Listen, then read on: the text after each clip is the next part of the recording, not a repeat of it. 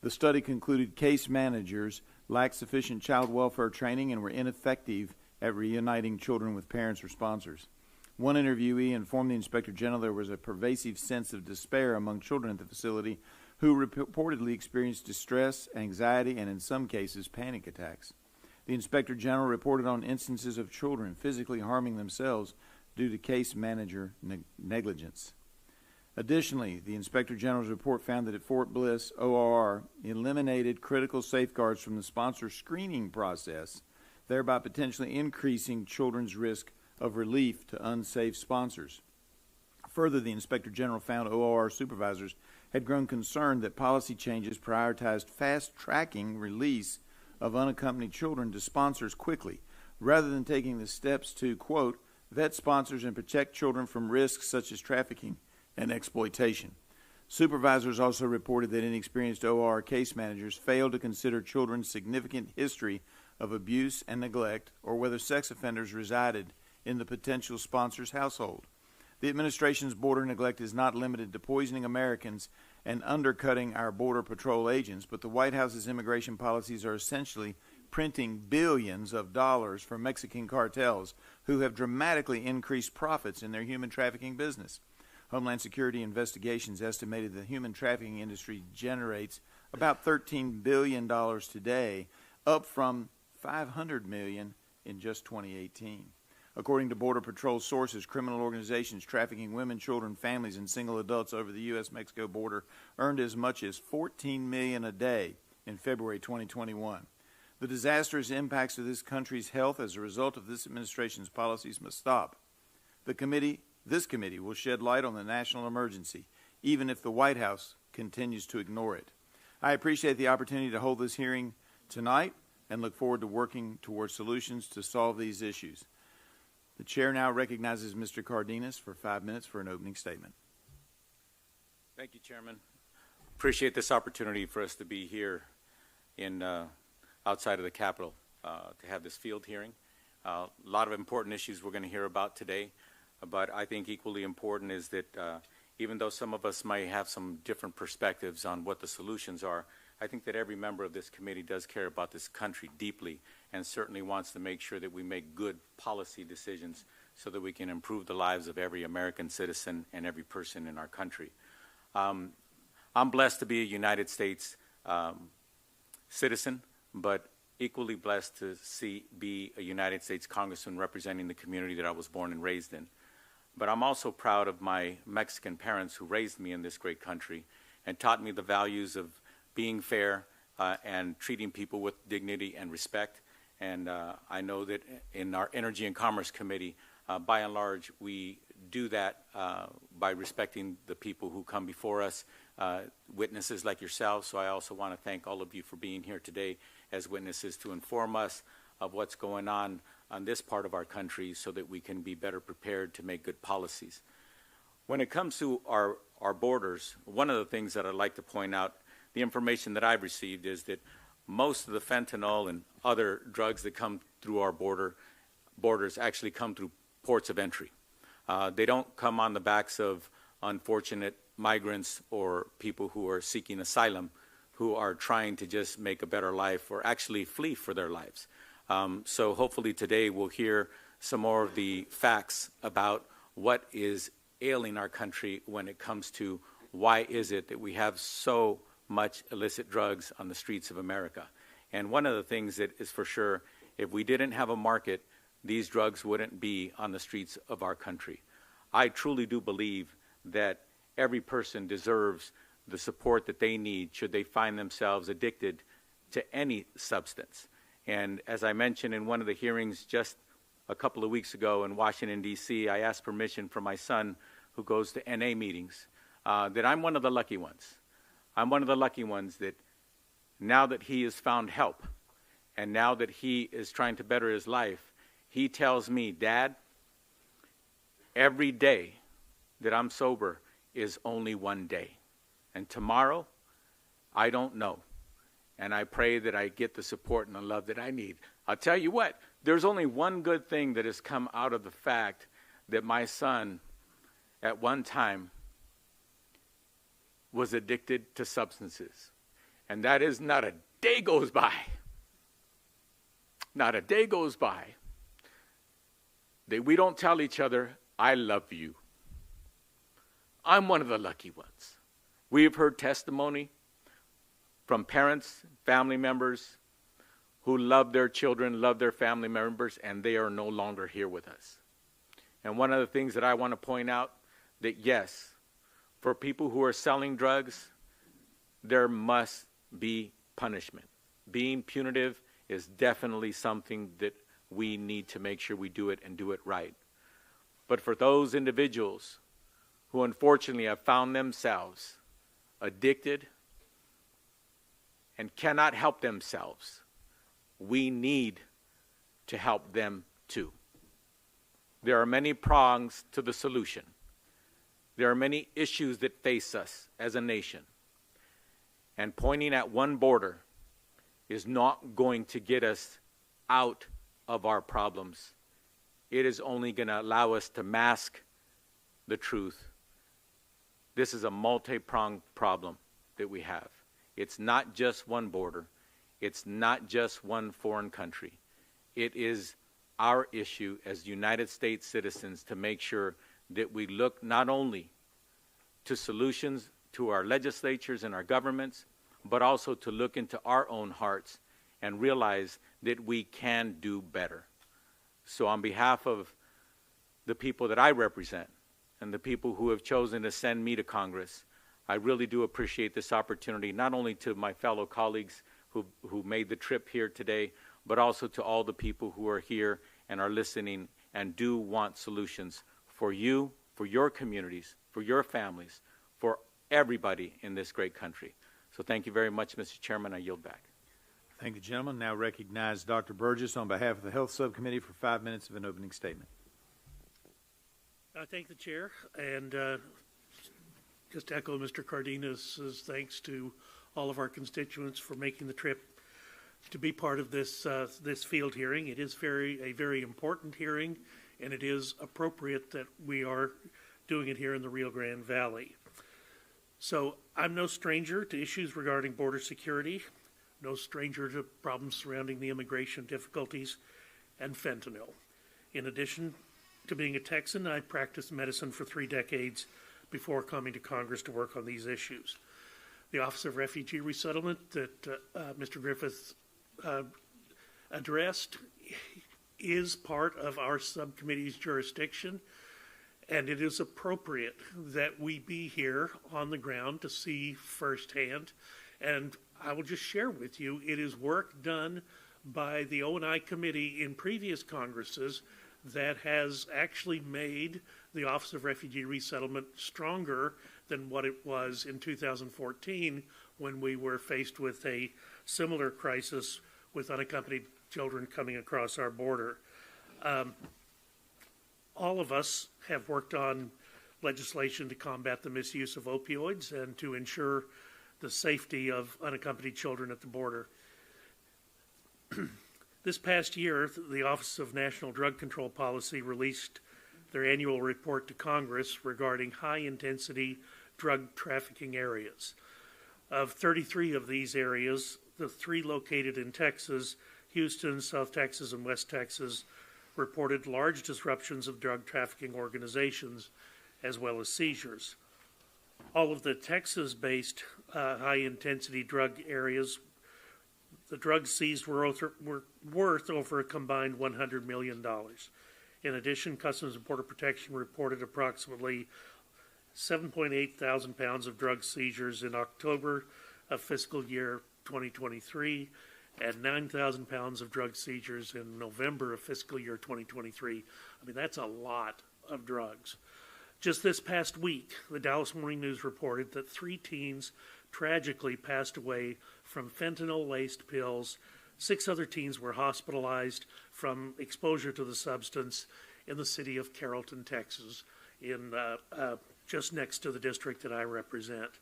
These 9 Texas students were all younger than 17 years of age.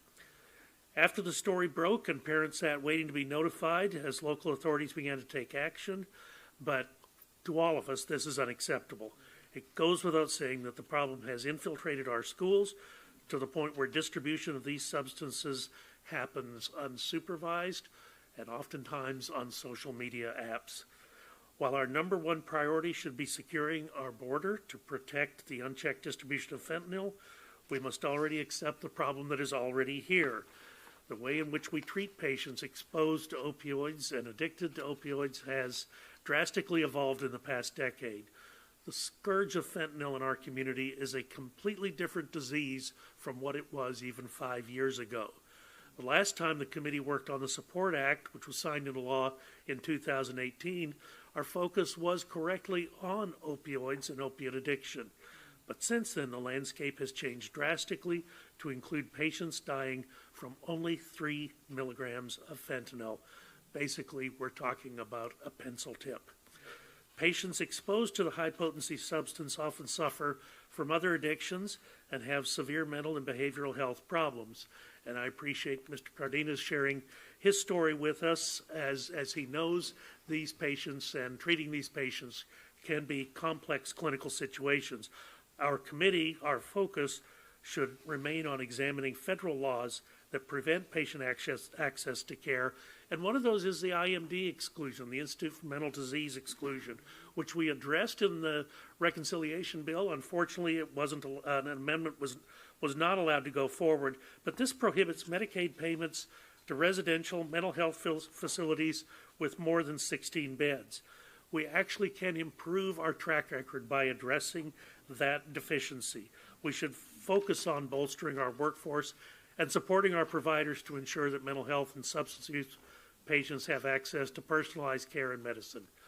So our border is important. Our border agents deserve our respect, and I hope that with this hearing today we can convey some of that respect.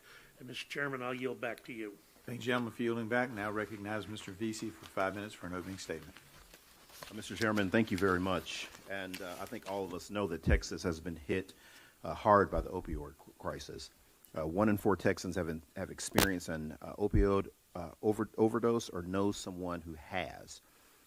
And as it was just pointed out, in North Texas recently, we experienced a string of similar deaths, including in high school-aged children.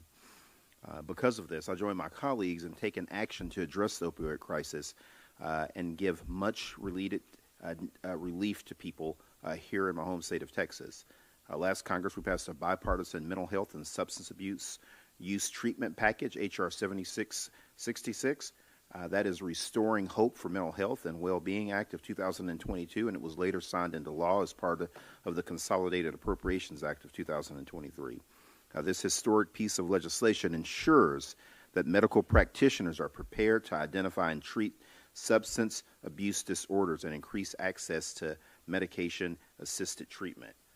It also authorizes billions of dollars in public health programs that address the mental health and substance abuse crisis, including both the Substance Use Prevention, Treatment, and Recovery Services Block Grant and state opioid response grants. We should be focusing heavily on increasing access to prevention, treatment, and recovery for those struggling with substance abuse. I would welcome a field hearing in Texas that explored bipartisan solutions to this public health crisis.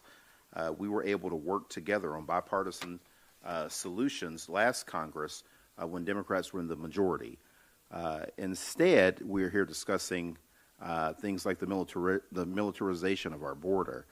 We continue to hear misinformation that falsely links illegal immigration with a surge in fentanyl trafficking, and that's simply not reality. We know for a fact even from very conservative organizations like the Cato Institute, which was founded by the Koch brothers, we know that a majority of fentanyl-related convictions do not involve undocumented immigrants. In 2021, the number of U.S. citizens convicted of fentanyl was 10 times higher than the convictions of undocumented immigrants for the same offense. We also know that a majority of fentanyl smuggled illegally comes through legal ports of entry and not at illegal crossings.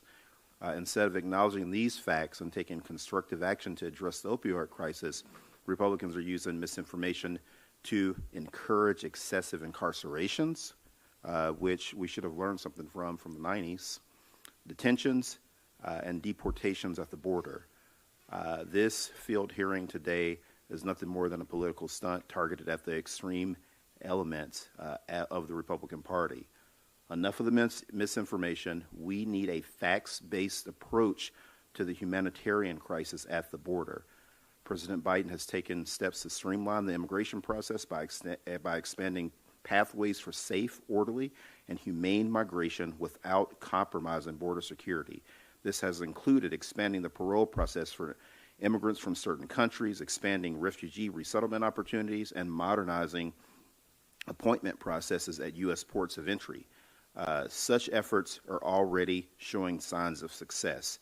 January 2023 saw some of the lowest levels of monthly border encounters since February 2021. In contrast, Republicans seem more interested in political stunts like this one than working with the president and Democrats on a humane and lawful approach to border security and immigration, like passing a comprehensive immigration reform bill. For example, congressional Republicans have repeatedly voted against bills funding security at the border, including most recently a $4.9 billion supplemental funding request in December 2022. It's clear that Republicans are more interested in politics than rolling up their sleeves and doing the hard work to address this humanitarian crisis at the border and fixing our broken immigration system and doing something about this fentanyl problem that is plaguing all of our communities. Sadly, we have had an opportunity to talk about evidence-based approach to address substance abuse use, but we were denied testimony from an expert witness who has worked directly with communities affected by fentanyl along the border. This is a huge missed opportunity that really could have made a difference in the lives of people in the surrounding communities. If Republicans are serious about addressing illicit fentanyl, I would hope that they would work with us on real solutions rather than dodge opportunities from witnesses with firsthand experience. I look forward to working with my colleagues on both sides of the aisle to address the opioid crisis in our communities and this humanitarian crisis at our border. Thank you, Mr. Chairman. Thank the gentleman. And now the chair recognizes the chair of the full Energy and Commerce Committee, Ms. McMorris-Rogers, for her 5-minute opening statement. Thank you, Mr. Chairman, and a big thank you to everyone for being here as we roll up our sleeves to go to work to address the border crisis, the fentanyl crisis that's been driven by President Biden's open borders agenda. It's putting Americans all across this country at risk, turning every town into a border town. More people than ever are dying from fentanyl poisonings. Most heart-wrenching is that fentanyl is an attack on the young generation. The #1 leading cause for death for Americans between ages 18 and 45 is fentanyl poisonings. Last month, in my hometown of Spokane, Washington, law enforcement from Drug Enforcement Agency, DEA, the Federal Bureau of Investigation, FBI, and the Spokane Police Department seized 35 pounds of meth and 50,000 fake pills believed to be laced with fentanyl. It takes just one pill to kill. That was Molly Kane's message to us when she testified before our committee a few weeks ago. She's pleading for action and for justice for her son, Carson. He should be alive today, but one pill he purchased off of Snapchat killed him instantly. No parent should have to feel Molly's pain. Most illicit fentanyl and fentanyl analogs being smuggled across the border are being produced by cartels in Mexico with precursor ingredients sourced by China. Criminals and drug dealers are selling these deadly substances in communities that are killing a record number of Americans, 71,000 in 2021. Nearly 2/3 of drug overdose deaths in the United States in 2021 involved synthetic opioids. So far in 2023, DEA has seized 4.5 million fake pills laced with fentanyl, and Customs and Border Patrol seized more than 1,400 pounds of fentanyl. And this is just the amount that's been seized. How much is being missed? The U.S.-Mexico border is close to 2,000 miles long. How many pounds of fentanyl are coming across the areas that are scarcely monitored between the ports of entry? That is why we need to secure the border, secure the southern border, and stem the flow of these weapons-grade poisons. The Biden administration is set to do the opposite and create more chaos if the president ends Title 42 protections. That cannot happen. Republicans are offering alternatives to keep people safe and save lives. For example, Representative Weslaco has legislation to update Title 42 so that it can be used in cases of situations we see with the fentanyl crisis. We also must pass the Halt Fentanyl Act, led by Representatives Griffith and Latta, to permanently place fentanyl-related substances into Schedule 1 of the Controlled Substances Act. This will ensure that our law enforcement officials have the tools that they need to keep these poisons off our streets. As DEA has told us, this permanent scheduling is their top priority.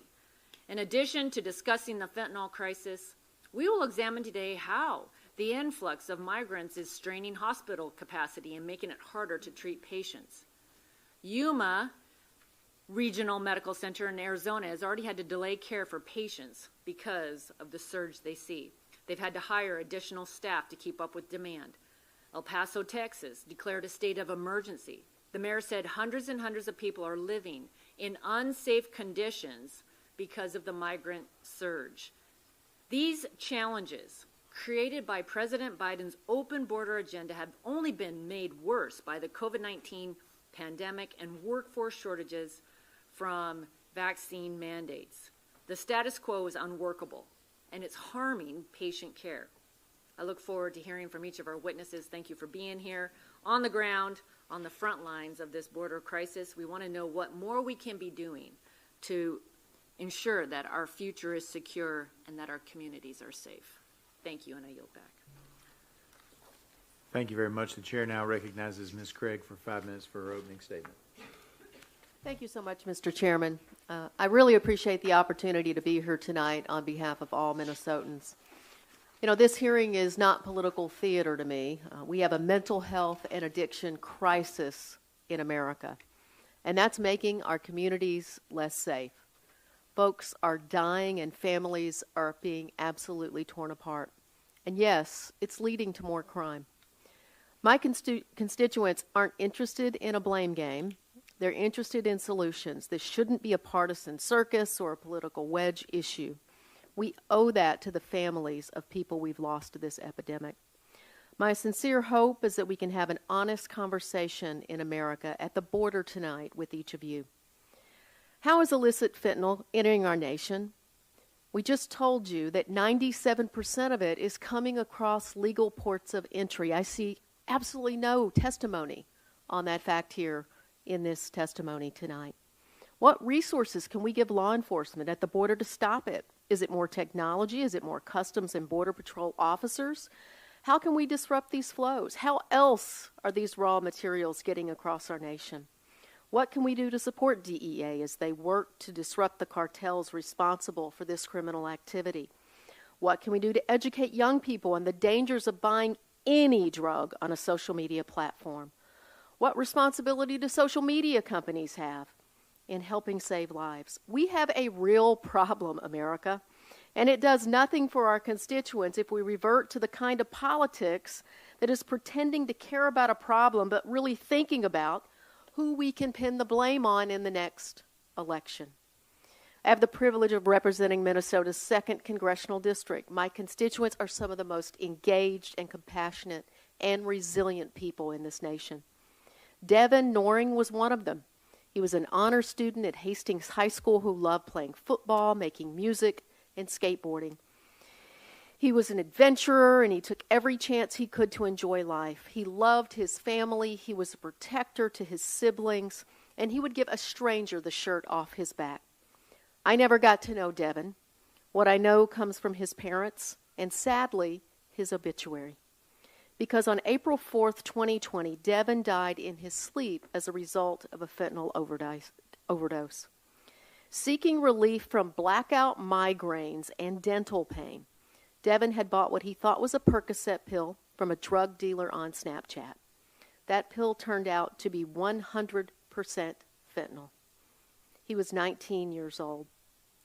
Sometimes we get lost in these numbers, but we need to keep in mind that the real cost is a human cost. Devin didn't want to die. Devin was killed. He had a full life ahead of him, and it was cut short. In November of last year, I was on a ride-along with the Shakopee Police Department. The first call of that night, a young man was brought back to life by Narcan on the floor of a family restaurant. It's just another night for law enforcement in my community, but addiction, mental illness, and other challenges have stretched us all thin, and especially them. I came face to face with the intersection of mental illness, addiction, and crime late last week. There are no easy answers. If there were, we wouldn't be still sitting here talking about it, and people wouldn't be dying. But the reality is that this is a complex problem that requires bipartisan solutions. And political theater and grandstanding and ignoring the facts gets us nowhere. We absolutely need to permanently schedule fentanyl-related substances as a Class 1 drug. But FRS has been emergency scheduled since 2018, and fentanyl overdoses have only increased. That tells me that permanent scheduling alone is not enough. We must continue to invest in resources for those who are suffering from substance use disorder, bolster mental health, and stem the flow of fentanyl coming across the United States border through legal ports of entry as well as through other illicit means. We also must address the common avenues of distribution, such as social media, and make sure that parents are taught the signs, that young people understand you cannot take anything bought on a social media platform. We need our law enforcement officers in our nation's schools making sure that they know that. My colleagues, you titled this hearing Biden's Border Crisis. Even the title of the hearing is political. I hope our actions today are aimed at finding real policy solutions, not just scoring political points. Thank you so much, Mr. Chairman, because that's exactly what I intend to do, is find real solutions. And I yield back. Thank the gentlelady. We now conclude with members' opening statements. The chair would like to remind members that pursuant to the committee rules, all members' opening statements will be made a part of the record. I want to thank our witnesses for being here today and taking the time to testify before the subcommittees. Each witness will have the opportunity to give an opening statement followed by a round of questions from members. Our witnesses today are Mr. Urbino Martinez, Brooks County Sheriff, Mr. Stuart Archer, CEO, Oceans Healthcare, Ms. Rochelle Garza, President, Texas Civil Rights Project, and Mr. Brandon Judd, a current 25-year veteran Border Patrol agent and current president of the National Border Patrol Council. We appreciate all the witnesses being here with us today, taking your time out to share with us and the nation. We will now swear in the various members. As you know, the various witnesses. As you know, the testimony you're about to give is subject to Title 18, Section 1001 of the United States Code. When holding an investigative hearing, this committee has the practice of taking testimony under oath. Do any of you have any objection to taking testimony under oath or to testifying under oath? Seeing no objections, we will move forward. The chair also advises you that under the rules of the House and the rules of the committee, you're entitled to be advised by counsel. Do any of you desire to be advised by counsel during your testimony today? All right, and I see all saying that they do not require that. In that case, if the witnesses would please rise and raise your right hand.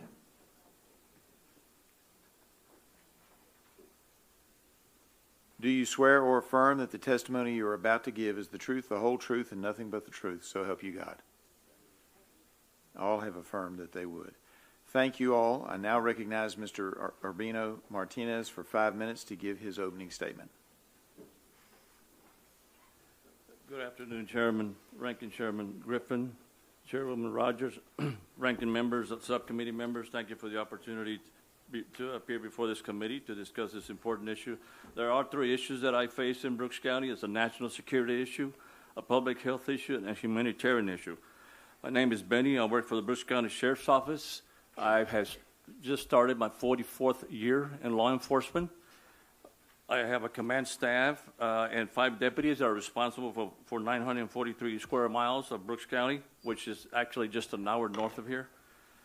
The ranch lands, the privately owned ranch lands, the population of that is about 7,400 population in Brooks County. Brooks County is one of the largest, has one of the largest checkpoints in the nation, known as the Fafurias Checkpoint, approximately 70 miles north of the U.S.-Mexican border in 281. It is a major north-south artery from the Rio Grande Valley area that leads to Houston, San Antonio, Austin, Dallas, and other destinations throughout the interior of the United States. U.S. Highway 281 is part of the Gulf Coast corridor, which is one of the most active drug, human smuggling corridors in the United States. The Fafurias Checkpoint is one of the busiest checkpoints in the Southwest corridor in regards to undocumented crossers apprehensions and narcotic seizures. Because of Brooks County's geographical location and Fafurias Checkpoint, it has very unique challenges.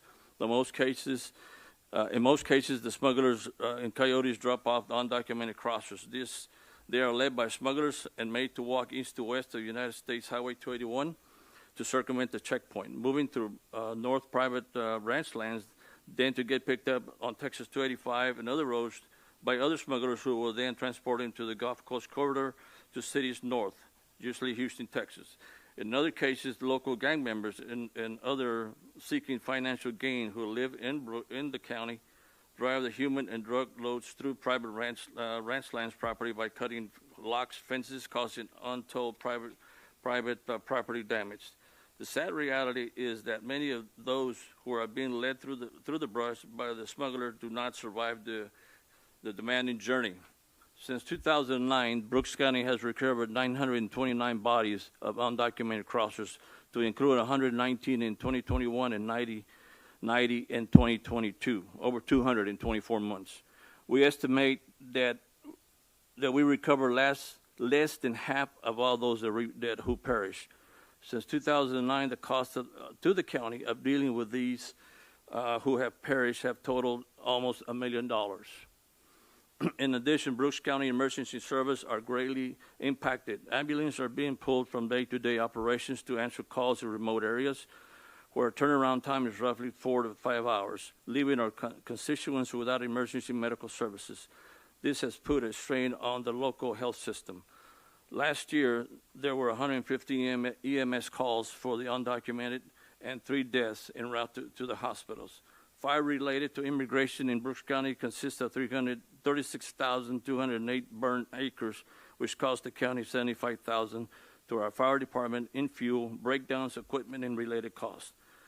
The cost to only one of the area's Halo flight services was approximately $320,000, and only $45,000 of that was reimbursed. 2 area hospitals used for undocumented services wrote off thousands of dollars for direct cost of unpaid services, furthering burdens small rural hospitals.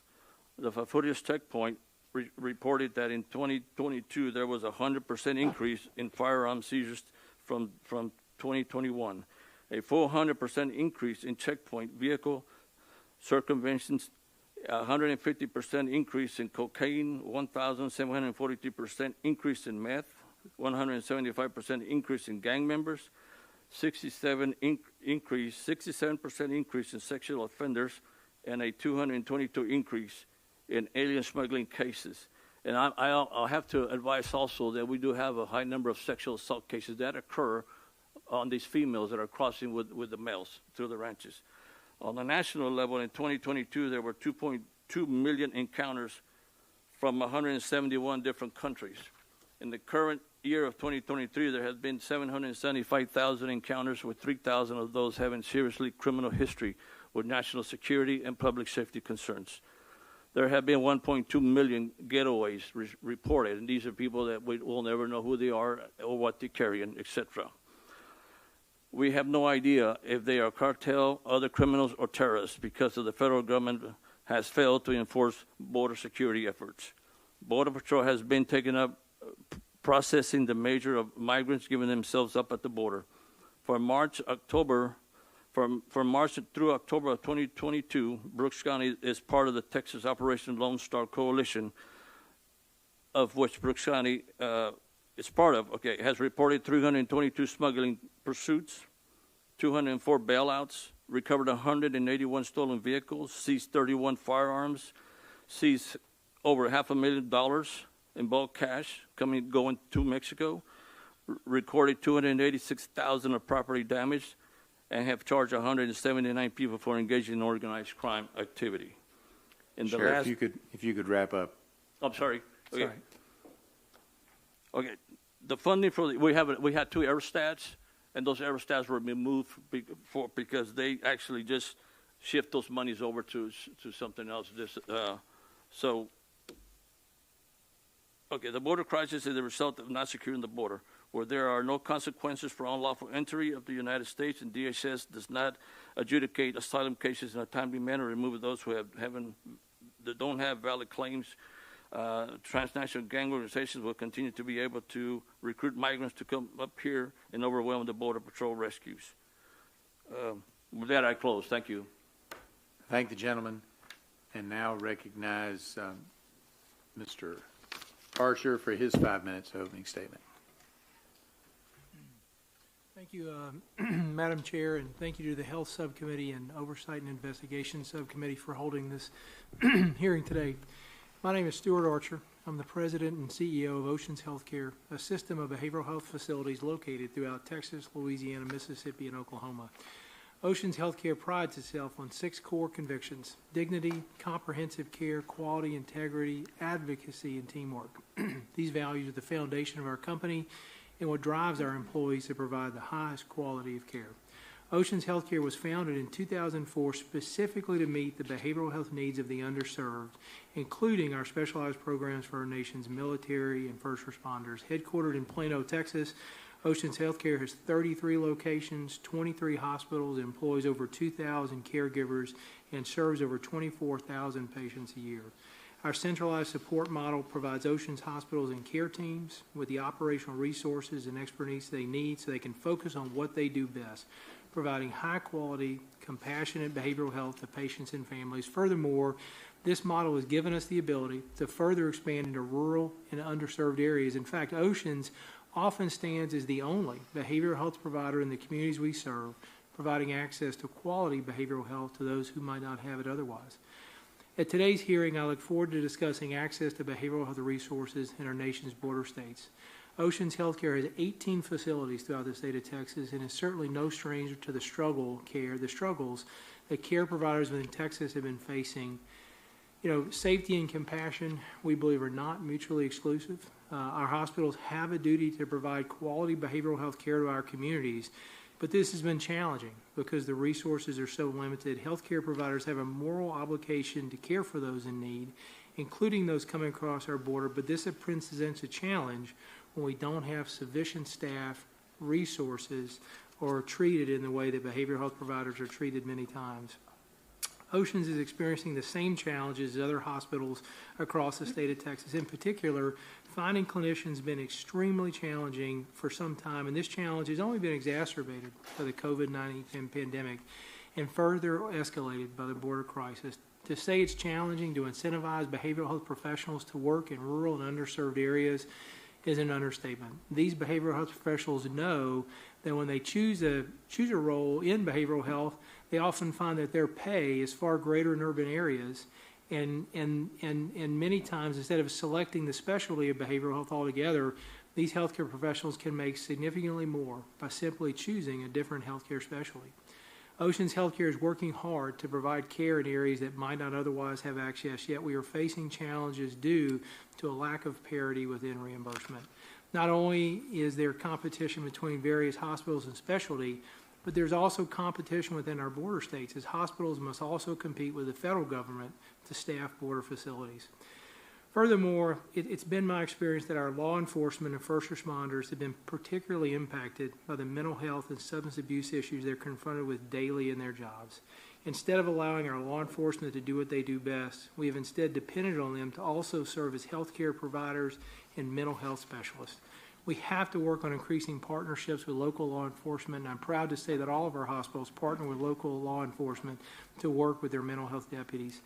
Finally, taking a broader approach to understanding why our behavioral health resources are so scarce and finding ways in which to improve access, we must understand that many of our federal laws and policies surrounding behavioral health are antiquated, and while parity is a laudable goal, this crisis has made the inequities in behavioral health all more evident. For example, we must follow the precedent many states are setting by implementing innovation waivers and phasing out the Institutes for Mental Health Disease Exclusion to provide greater access to the populations needing inpatient behavioral health care. I'm honored to have this opportunity to testify in front of this committee and hope to offer an important voice, specifically those working to improve our nation's mental health. I'd also like to thank this committee for its work in passing the Restoring Hope for Mental Health and Wellbeing Act last Congress. Between the COVID-19 pandemic, our border crisis, and a mental health care crisis, strain on our nation's public health resources has been building. It is a duty to assess the effectiveness of our current policies and work together to find ways to make improvements that will expand access and to ensure those who need care can receive it. Thank you for this opportunity. Thank you. And now recognize Ms. Garza for her 5 minutes for an opening statement. Thank you very much. Good evening. My name is Rochelle Garza, and I am the president of the Texas Civil Rights Project. I'm also a mother to a 10-month-old daughter, a fifth-generation Tejana, and a civil rights attorney from Brownsville, right here in the Rio Grande Valley. My goal in providing this testimony is twofold. First, to dispel misconceptions about two separate issues: the public health crisis related to fentanyl and the humanitarian crisis at the border. Second, I want to share how the current approach of heavy-handed policies that prioritize military force as the only solution have not and will not address either crisis. The families at our doorstep are seeking safety and refuge. They have fled persecution, war, famine, climate disasters, and other horrors. They are not the source of fentanyl entering this country. I know this is contrary to what you've been told. Our Governor, Greg Abbott, has done all he can to lay blame on vulnerable people, including women and children that are requesting asylum. The fentanyl crisis is a very real public health crisis, and it has claimed the lives of over 107,000 Americans last year and has been felt across our country. Lives are being lost, and we need evidence-based public health solutions to address the problem of opioid addiction. Unfortunately, our governor is wrong about how fentanyl enters the United States. The vast majority of fentanyl seized at the border is intercepted at either U.S. ports of entry or through U.S. mail, with most smugglers being U.S. citizens. The facts do not lie. The overwhelming majority of migrants who have crossed into the United States do not attempt to smuggle drugs in their crossing. Despite this, we have dedicated unprecedented amounts of money to prosecute migrants. We must call out the attempt to conflate fentanyl with migrants for what it is. It is a cheap political trick to use public health crisis as a justification to waste public resources on the same ineffective border policies that simply do not work and have harmed communities just like mine. Requesting asylum is a right guaranteed by U.S. law.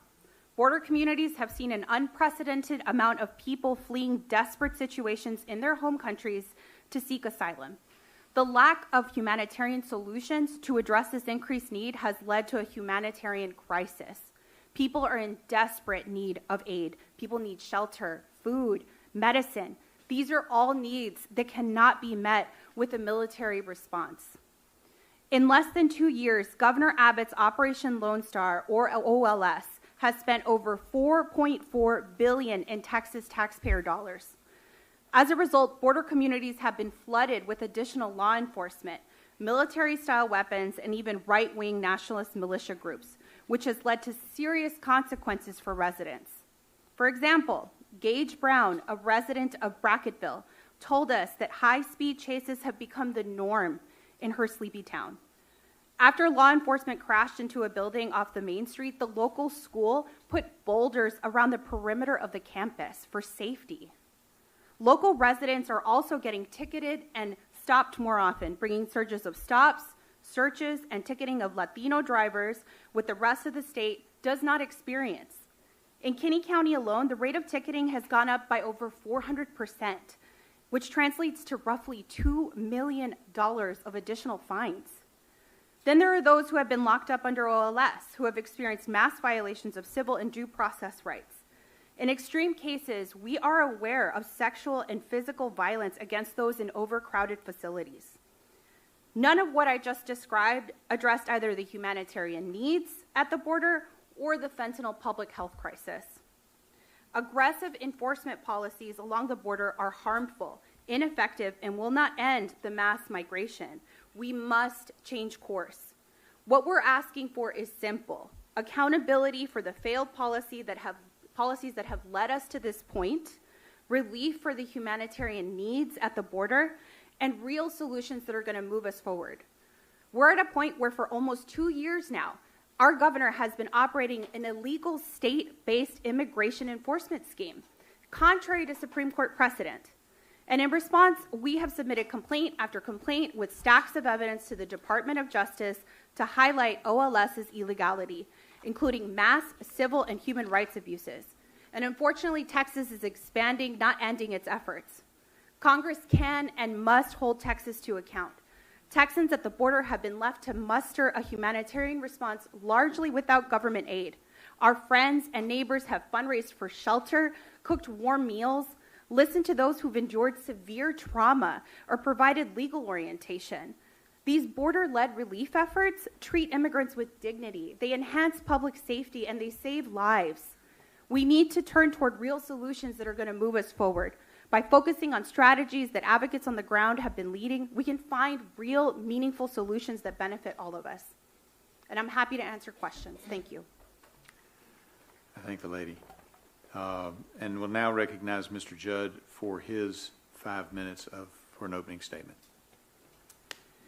Chairman Griffith, Chairwoman Rogers, distinguished members of this committee, I would like to thank you for inviting me to testify before you today in order to communicate how the executive actions taken by President Biden and his administration have directly resulted in an increase in illicit fentanyl coming across our southern border with Mexico and into our communities in all 50 states. Since he took office in January of 2021, the policies enacted by President Biden have directly resulted in the least secure border in my 25-year career. Due to the Biden administration's border and immigration policies, we have seen historically high numbers of people crossing the border illegally, forcing more than 50% of patrol resources to be dedicated to administrative duties, such as, but not limited to, processing, transport, hospital watch, and detention security. The dedication of such a high percentage of resources to duties other than actively patrolling the border allows cartels to create gaps in our coverage, facilitating the highest number of known gotaways in our history. In a short 2 years, there has been a minimum of 1.2 million gotaways. These gotaways are individuals doing everything in their power to avoid detection and apprehension. We do not know who they are. We do not know where they came from. We do not know what they're bringing across the border, and we do not know what their intentions are here in the United States. What we do know is that these individuals pose a significant threat to public safety, public health, and national security. Each and every day along the entirety of the southwest border, criminal cartels dictate when and where illegal border crossers enter our country. The cartels have figured out the loopholes in our laws, and they know that our agents are forced to process, and they know when our agents are forced to process huge numbers of illegal border crossers, we are unable to properly patrol the border. When agents are unable to patrol, huge gaps are created in our first line of defense, and that's when the cartels can run the people and things they don't want us to catch because they know they will get away. Under our current border security policies, criminal cartels have become incredibly successful at bringing their high-value products into our country illegally, and these circumstances have contributed to a huge increase in the flow of hard narcotics making their way into the U.S. and wreaking havoc on our communities. According to a Washington Post report, more than 107,000 people died from a drug overdose in 2021, and fentanyl was responsible for 2/3 of those deaths. The amount of illicit fentanyl, a synthetic opioid, pouring into our country across our southern border is staggering and frankly terrifying, knowing that just 2 milligrams is considered a lethal dose. According to publicly available data from Customs and Border Protection, the Border Patrol alone seized 949 pounds of fentanyl along the southwest border from February 2021 through January 2022.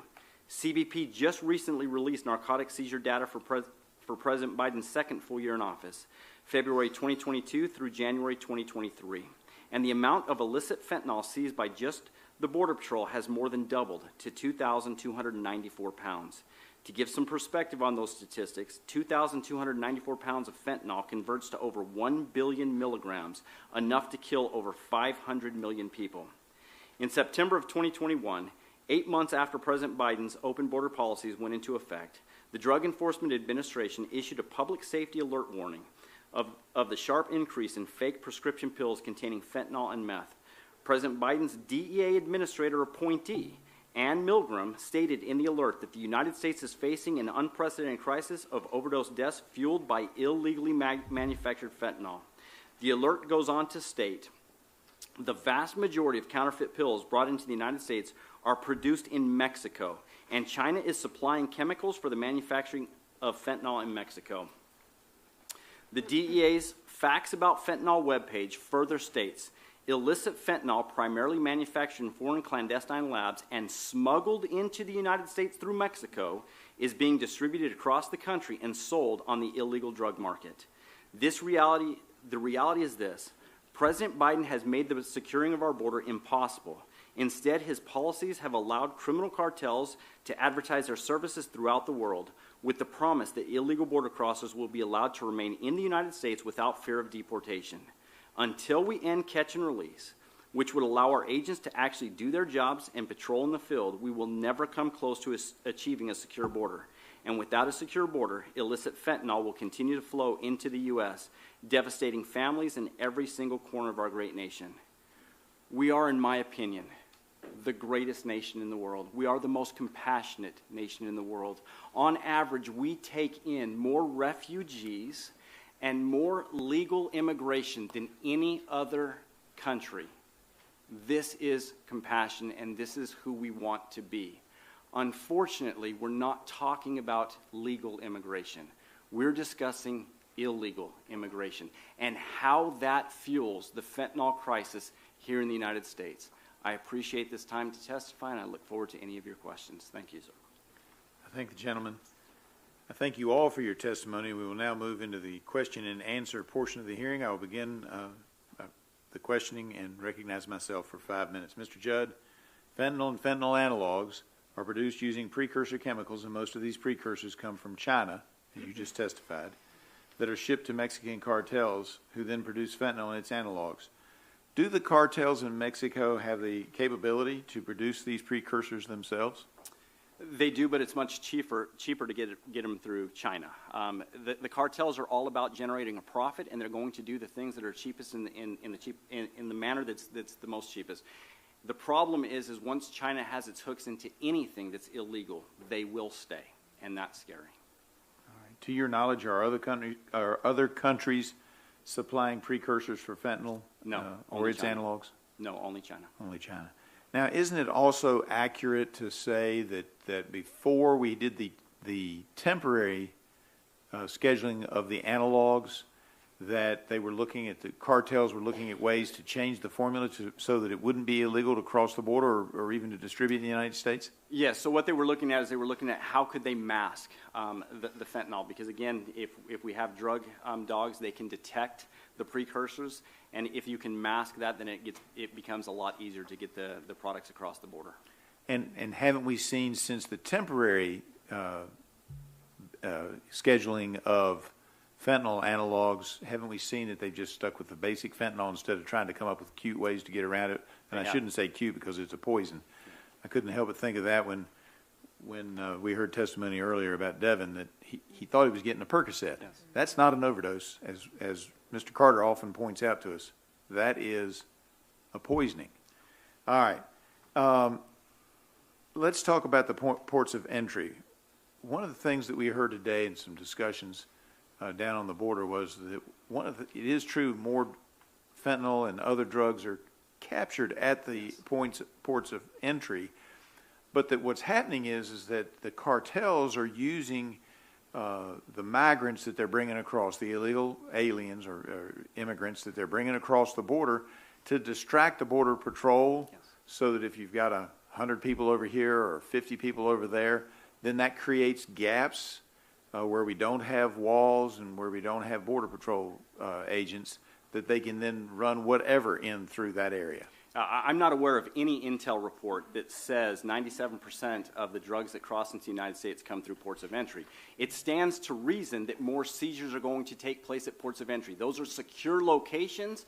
CBP can schedule how many vehicles are going to come through a port of entry at any given time. And with the resources, you can go through more of those vehicles. So again, at a secure location, it stands to reason that you're going to seize more drugs.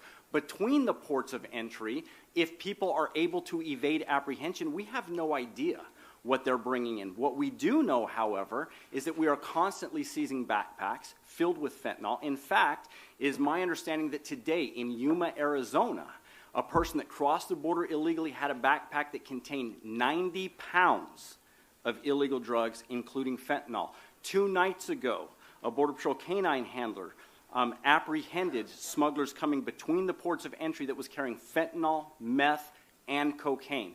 This happens on a regular basis, but if we can't detect it or apprehend it, how do we know where it came across? We also know that in 2021, the ports of entry were largely shut down except to essential traffic. And during that time, they had a lot more resources to go through all vehicles, yet seizures dropped exponentially, but the amount of drugs on the streets were more than any police agency had ever seen before. It did not just magically appear on the streets. It comes between the ports of entry just like it does at the ports of entry. And isn't it also true that that even if they're American citizens who are transporting these goods, they're working for the Mexican cartels? Yeah, I have yet to apprehend somebody transporting drugs into the United States that was a United States citizen. Every single person that I have seen apprehended between the ports of entry have been persons that entered the country illegally and are not United States citizens. All right, Sheriff Martinez, you testified about transnational criminal organizations being able to continue to recruit migrants to come up here and overwhelm the Border Patrol resources while they run narcotics and criminals around the back. Are we getting any help from our friends in the Mexican government to try to put a stop to this?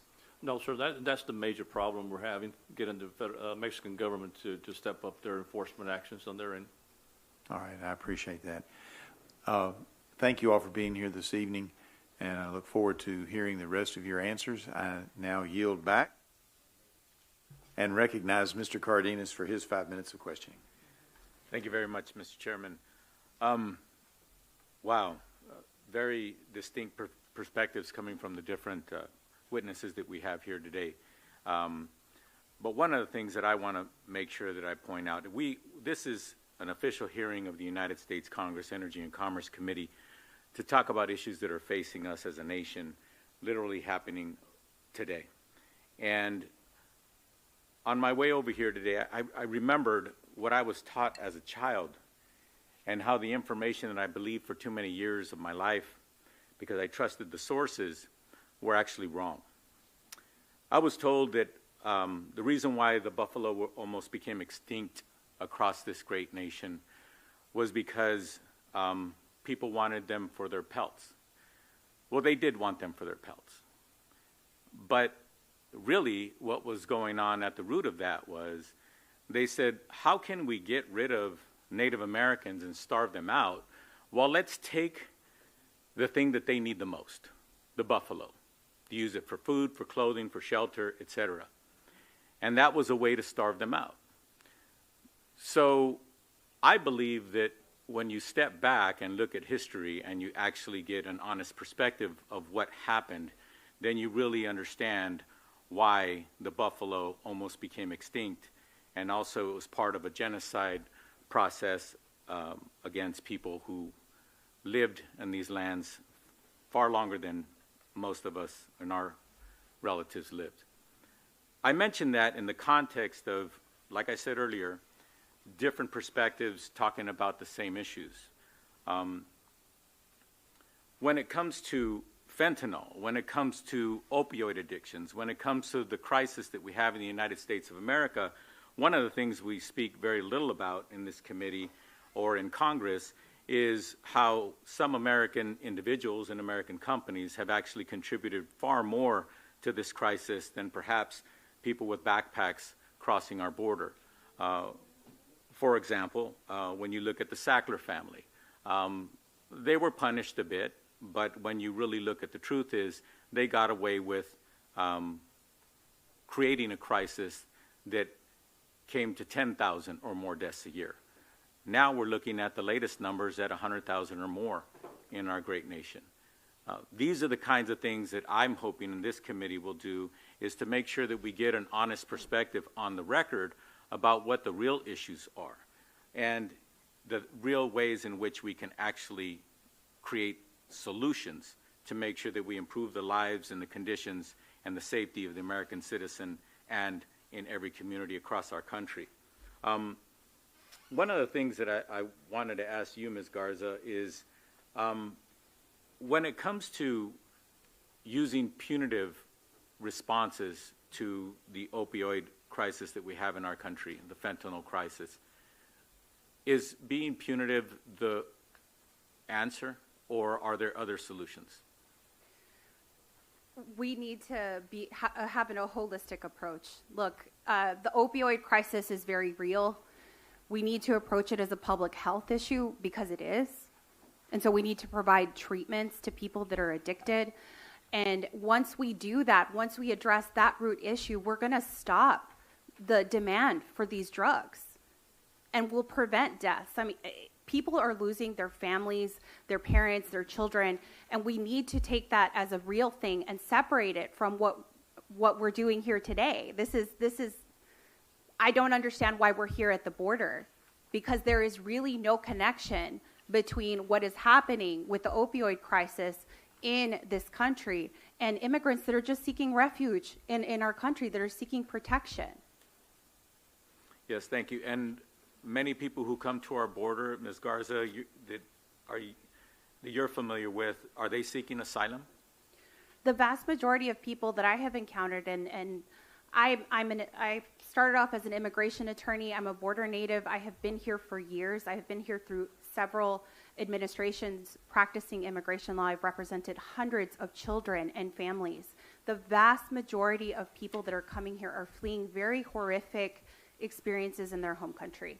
And if we want to address migration, if we want to stem the flow of migration, we need to build up the rule of law in foreign countries. We need to ensure that we are protecting people in their home countries and ensuring they feel they can stay in their home country and not go on this perilous journey into the United States. Thank you. Thank you, Ms. Garza. My time having expired, I yield back, Mr. Chairman. Thank the gentleman. Now recognize Dr. Burgess for his 5 minutes of questioning. Thank you, Mr. Chairman. And Sheriff, let me just ask you something, because earlier this afternoon we were at the Central Processing Facility down on Ursula Avenue, and the Deputy Chief Patrol Agent showed us a graphic of where the location of the remains of people who had perished coming across presumably illegally. And sure enough, there were a number of dots along the border, along the river. But it was startling how many dots there were up north toward Falfurrias in your area. Can you help us understand what's going on there? Yes, sir. What's happening, they're coming across between the port of entries. They're being held in stash houses, which they're not being fed. There's no water. They're providing nothing for their health issue, okay? Then they're traveled up to maybe a mile south of the checkpoint, get dropped off, and they're walking through. They get injured. They get hurt. Whatever the case might be, maybe they get intercepted by law enforcement. They all run different directions. The only one that knows which direction to go is going to be the coyote, the smuggler. So at the end of the day, if they don't get the assistance they need, they're going to die. And it's a slow death. But I must say, though, we have over close to 2,000 placards in Brooks County alone. We have maybe 3 or 4 beacons in Brooks County alone. But they're told not to utilize that by the smuggler. Okay, I think I'm the only sheriff with a morgue in the county, and I'm holding bodies for Zavala County because they don't have a place to hold them. So I think it's important to understand the fact that they're getting smuggled, and they have to pay to get smuggled, and they shouldn't. Yes, sir. And it's hardly compassionate. Yes, sir. As the bottom line. Mr. Archer, let me ask you, you and I have both referenced the Institute for Mental Disease Exclusion. When, interestingly, we had Secretary Becerra in front of our committee last Congress, and I asked him a question about that. He actually spoke favorably about perhaps revisiting that. In your opinion, would that be helpful with some of the problems that you're facing? Yeah, yes, sir, we would. We, at Oceans today, in over half the hospitals we're in and over half the hospitals in Texas, we're the only behavioral health hospital for sometimes 100 miles. And because of a rule that's almost 50 years old in the books, we can't accept Medicaid patients, patients that we're willing to accept, that we have a contract with. And, you know, unfortunately, the behavioral health federal laws are riddled with old rules that point to state hospitals that either haven't existed or have lost beds tremendously over the last 20 years. And so we've got willing providers willing to take patients at accepted rates, and we simply can't because of some of these antiquated rules. Let me ask you this. What are you doing? We all hear about the workforce issues, and every hospital that I represent will tell me about that. What are you doing to incentivize providers to stay at your facilities? You know, what I would say is all the above. You know, whatever it takes these days. It's the number one stressor for us in hospitals, and I'm sure in healthcare and in many industries. You know, the problem is, and the deep-seated problem in behavioral health is, you know, it's now fashionable to say good things about behavioral health, but from a parity perspective, from a payment perspective, a psychiatrist, a therapist knows that they're going to make 20 to 30% less than their peers. So institutionally, we've got a lot of work to do to value the work that they do when they come out of school. One of the most, I think, things that scares me the most is you look at new graduates, you look at new psychiatrists, you look at new therapists. I'm sure many of you may have had a family member or loved one you know. Try to find one that'll take an insurance. Try to find somebody that'll take your insurance in network. And the problem is that the barriers for behavioral health providers have been stacked so high that a lot of folks have just tapped out and said, hey, we're just going to opt out of taking insurance. And so from a workforce perspective, we are doing everything we can to attract and retain the best and brightest. And part of that is inviting folks in earlier in their career to understand what an engaging career in behavioral health is and how rewarding it can be. You're right. We don't value it, and as a consequence, it becomes a cash-only business. And certainly Medicare and Medicaid, extremely hard to find a provider who will accept that.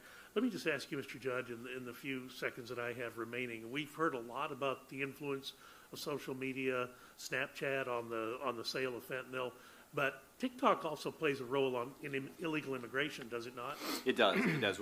All social media platforms plays a role in illegal immigration. That's one of the ways the cartels advertise their services throughout the world and convince people to put themselves in their hands to come to the United States. The cartels use all social media platforms. Well, we're going to have a hearing with TikTok later. Maybe we can bring that up to them. Thank you, and I yield back. Gentleman yields back. Now recognize Ms. Craig for her 5 minutes of questioning.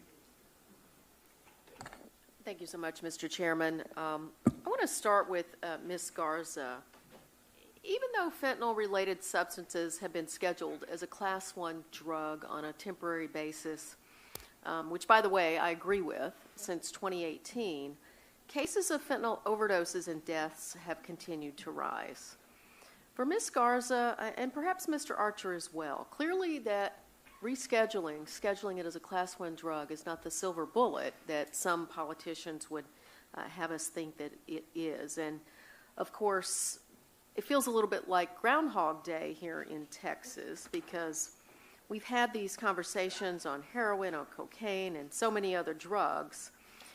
Do either of you have any input on some of the mistakes that Congress might have made in our approach to the opioid crisis? I will go first.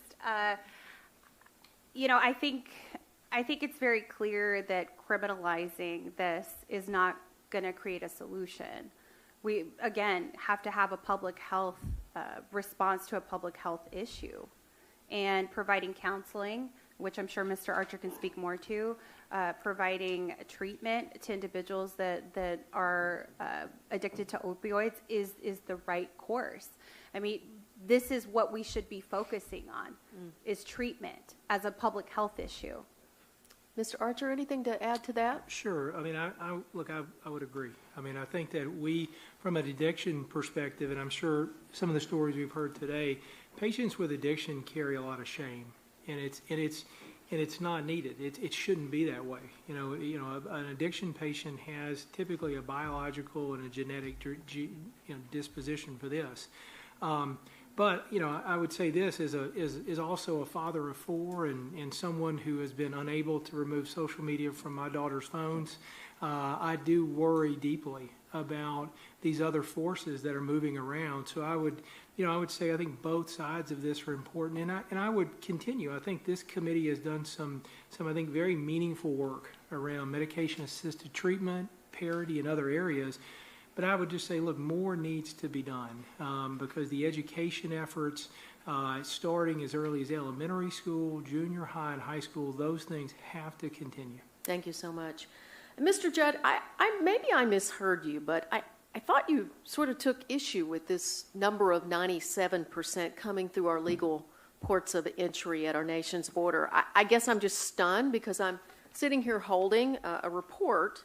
And Mr. Chairman, I'm going to ask unanimous consent that this report from the Customs and Border Protection be entered into our hearing record. I'm just stunned that there is so little discussion today, since I'm holding the report that says that is the case, and specifically with fentanyl, 97% seems to be seized at legal ports of entry, that you're not here representing your officers asking for more equipment, more resources, more officers, more of anything to detect and seize the actual fentanyl that's coming into our country. And I realize that doesn't fit the political narrative that some people are trying to offer up here today, but that's how it's coming into our country. And yes, it's coming through the mail, it's coming through lots of places in other ways, and I'm looking here, and several hundred pounds were also found on people who are coming across illegally on our border. I understand that, but 97%,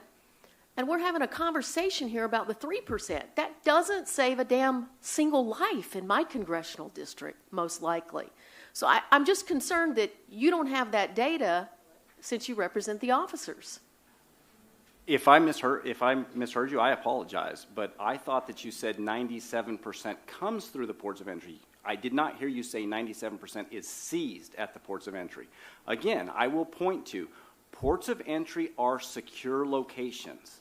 That's what they are. You can schedule traffic to come through. CBP can even shut down lanes if they need to, and they can go through all of the vehicles. Just because that's where it's seized does not mean that more is not coming between the ports of entry, and we have seen that time and time again. So if you said that 97% is seized at the ports of entry, I apologize, but I heard you say 97% is coming through the ports of entry. So let me just ask you this then. We don't know how much is really coming through our ports of entry. We just know how much is seized there. Why are you asking for more equipment to seize more that they're trying to get through the ports of entry? I'll be happy to answer that question because I believe that we have the resources today to do the job. That has been proven in the past. I do not believe that the taxpayer should have to shoulder this burden. I believe that if we had the proper policies, proper programs, proper operations, then we could in fact secure the border, and that has been proven in the past.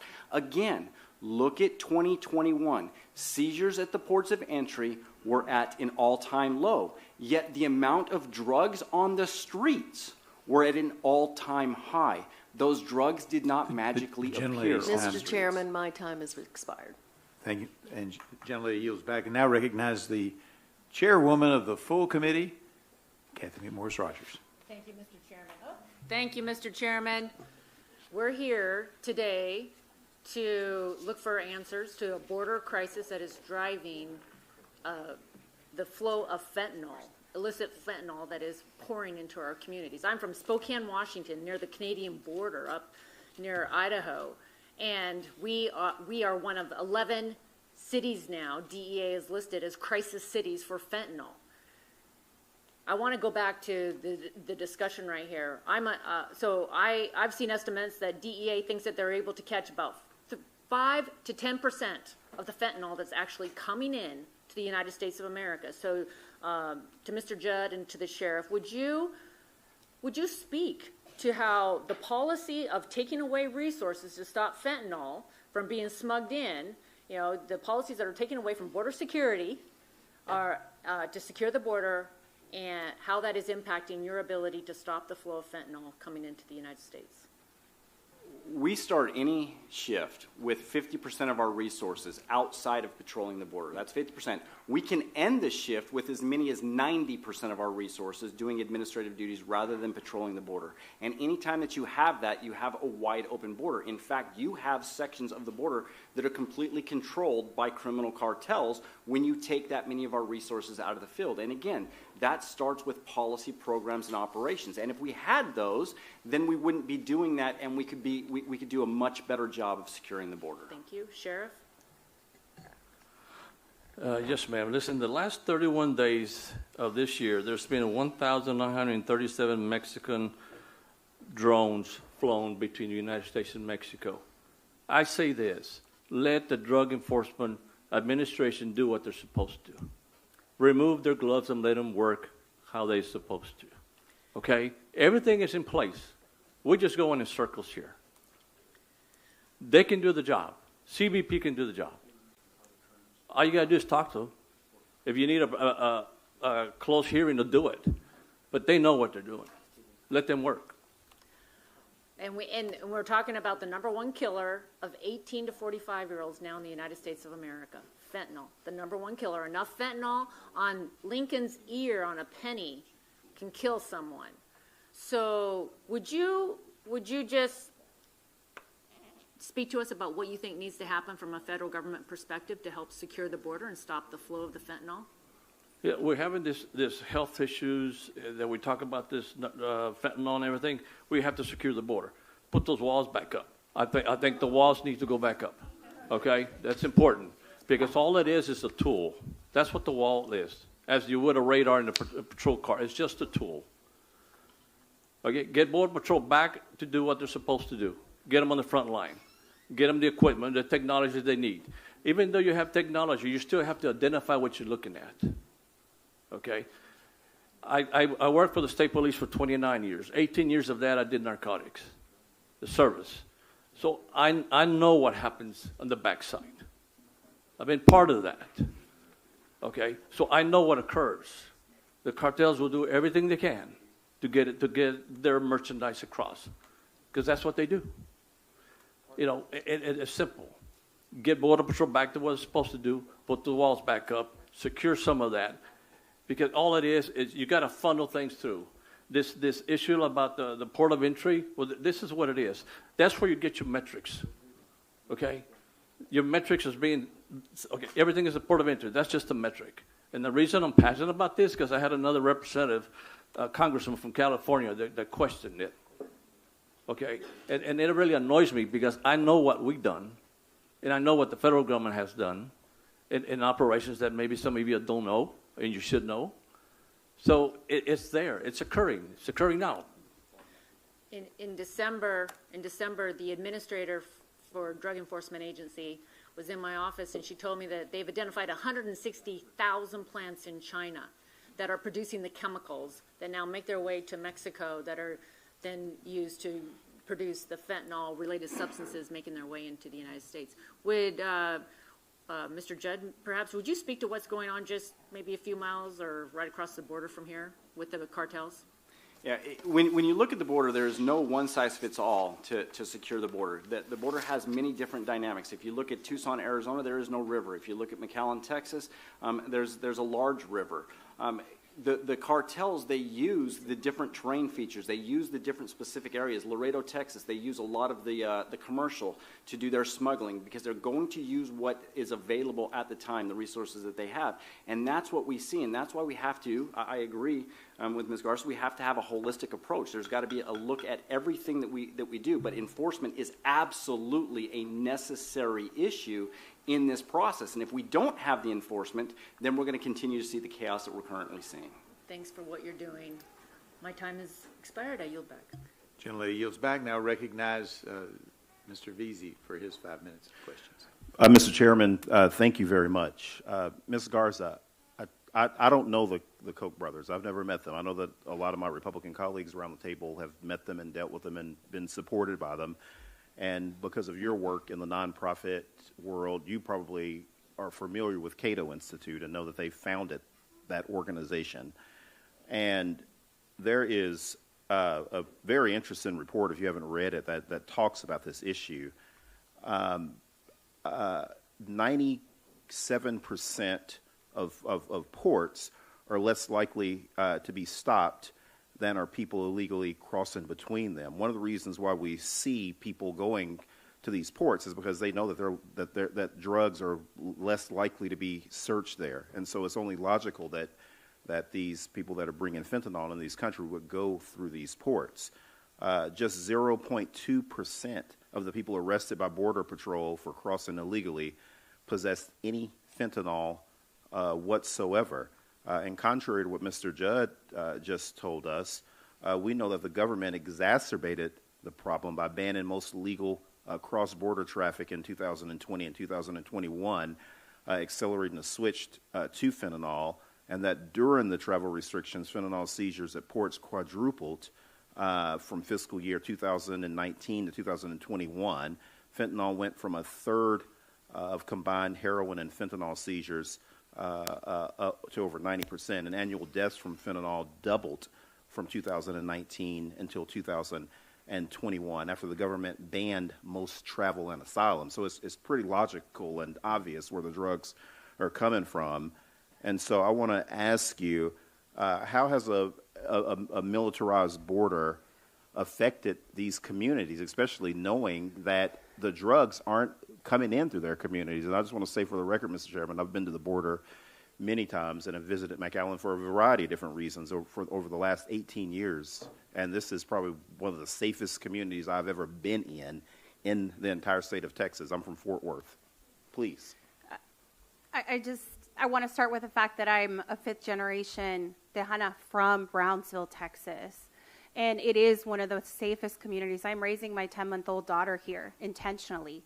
It is not what is depicted in the media. This is not a war zone. It is a very safe community. It's a very welcoming community. And unfortunately, we are on the eve of some fiestas that are happening in Brownsville, the celebration of the relationship between Brownsville and Matamoros that is incredibly unique. It's a celebration of the relationship between the United States and Mexico, of our intertwined economies, of our families, of our culture, of our language. And to have a hearing like this that isn't focused on the needs of border communities, we need infrastructure. We need dollars for health care. We don't need a militarized zone. We have all kinds of enforcement in this region, and it has done nothing to stem the flow of drugs. Operation Lone Star has spent billions of dollars in this region, as I laid out in my testimony, and it has not resulted in reductions of deaths that you are seeing in your communities in the interior of the United States. So throwing more money into militarizing this region is not going to solve the problem. We need to address this as a public health issue, and we need to treat immigrants that are seeking protection in this country humanely. And we need to take care of that part, because the people in this community are stepping up. Even though they are impoverished, we are still standing up and helping out these folks that are coming and looking for protection in our country. No, thank you. In Mr. Judd's opening statement, he made a comment that he didn't know exactly why the undocumented are coming here. And I would like to remind Mr. Judd and everybody sitting around this table, not just him, that the reason why they're coming here and the reason why they are here, they're primarily taking jobs that are very hard to fill in this country. And so all of us should remember that the next time we put food on our table, that food was probably picked or harvested or produced by people that were undocumented. The next time we put gas, we talk about Texas being the oil and gas capital of the world, the next time we put gas in our car. And so that's what they're doing. I just wanted to answer Mr. Judd's question, because he said that he did not know what they were doing here. And I'm telling you what they're doing here. We're all eating tonight because of them. Mr. Chairman, I yield back. Thank you, gentlemen, for yielding back. Now recognize Mr. Latta for his 5 minutes of questions. Well, thank you much, Mr. Chairman, and thanks for holding this hearing, and thanks to our witnesses for being with us tonight. You know, one of the things I think is important to point out is that, in some of the hearings that we've had, we're no longer hearing the words that we're having an overdose issue in this country, but we have a fentanyl poisoning problem in this country. And it wasn't very long ago at a roundtable that we conducted that a law enforcement officer said that those that are lacing narcotics with fentanyl are committing murder. So I think it's important to point out that, we have to see that there's a massive change happening in this country because, again, it's already been pointed out, but I'm going to point it out again, that when you think of the 107,735 people that lost their lives in this country in 2021 alone, that over 70,000 of those are because of fentanyl. So I think it's really important that the legislation, the Halt Fentanyl Act, that my friend, the chairman, and I have introduced is so important to get across the finish line. Because, again, it will permanently schedule fentanyl-related substances as a Schedule I drug and enable researchers to continue to study Schedule I substances for possible medical benefits. And I think it's also important to point out, again, that when the Drug Enforcement Agency's Associate Administrator for Business Operations, John DeLina, was before our committee, he stated that the Halt Fentanyl Act is the agency's top priority. And Mr. Judd, if I could start with you, why would Mr. DeLana say that the Halt Fentanyl Act would be the agency's top priority? Because the amount of deaths that are occurring in the United States, it has to be the top priority if we're going to stem off the number of deaths. Again, 107,000 people died of overdose deaths in 2021 alone. That number went up. I believe it's about the exact same in 2022. We cannot continue to sustain that number of deaths in the United States. Well, thank you. And, again, some of us were able to visit the McAllen CBP facility before we came here this evening. And let me ask, what trends does CBP have identified in illicit drug shipments, and especially when you think about the international coordination on fentanyl analogs and counterfeit drugs coming in across our borders? What we have noticed and what has become very, very clear is the cartels want to pull resources out of the field. And the way they do that is they flood specific areas with illegal border crossers. When they do that, it requires us to deploy those resources to that area, and when we deploy those resources, then you have wide gaps that are clearly open. And when you look at 1.2 million gotaways, if every single one of them, and I'm not saying that every single one of them, but if every single one of them was carrying a backpack of 90 pounds of drugs, that's an awful lot of drugs. And that is the scary aspect of this. We must be able to detect and apprehend everything that is crossing the border between the ports of entry. And once we do that, then we can evaluate where resources need to be placed. But until we do that, just throwing resources at an issue is putting the cart before the horse. That's why we have to have the proper policies, programs, and operations. Then we can look at what resources are necessary after that. Something else that was brought up this afternoon when we were visiting, the question as to individuals that in the past might have had some cash on them that are now you're finding folks coming up that have no cash. And so the question then is, what is the cartel out of their goodness of their heart allowing these people to go through their areas to bring them up here for free? No, every person and everything that crosses the border illegally goes through the cartels. Whether you're paying fees on your way up through Mexico, whether you're paying a fee at the border, every single person or every single thing that crosses the border illegally, it is in the cartel's hands. Well, and again, I think what you mentioned about the distracting of our Border Patrol by the cartel when they bring large groups of people up into one area is very, very important. And also, one of the things, if I could just finish up with, is that the cartels are producing fentanyl-laced pills that cost about 10 cents a piece. So that means they're killing Americans for 10 cents. And that's something that, we've got to stop. And I think this is one of the things that's so important for this committee and why we're here tonight. So, Mr. Chairman, I appreciate the opportunity to ask the witnesses, and I yield back. I thank the gentleman for yielding back and now recognize Mr. Bellerakis for his 5 minutes of questioning. Thank you, Mr. Chairman. I appreciate it. Thank you, Madam Chair. In November, I had the opportunity to lead a delegation visit to the Arizona-Mexico border, having in-depth conversations and I also brought some of my local sheriffs with me as well, but having in-depth conversations with the Border Patrol agents, custom agents, and again, local sheriffs, and also Mr. Judd. The resounding feedback I received was that our border is not secure, which continues to allow the surge of illegal drugs that have made every state a border state. Florida, like every other state, has seen stark upticks in fentanyl poisoning deaths. Without question, fentanyl is a weapon of mass destruction. We are at war, ladies and gentlemen. Sheriff Martinez, when I visited the Arizona-Mexico border, I met with Sheriff Daniels, who described the United States southern border as a war zone governed by the Mexican cartels. You have provided similar testimony, sir, today. He also said that the large policy shifts from the Trump administration to the Biden administration have emboldened these cartels, and elaborated that these new policies have left those at the border out to dry. And I've heard this from residents here in Texas. Do you feel this is a fair assessment, sir? Yes, sir, it is. In your opinion, was the Remain in Mexico policy implemented under President Trump helpful? Yes, sir, it was. That's the wall. Thank you. Mr. Judd, again, it's wonderful to see you again. Thank you for all you do. Thank you. I greatly appreciate the role you played in helping coordinate the visit in November. The time you spent with the group was informative, and your frankness continues to be refreshing.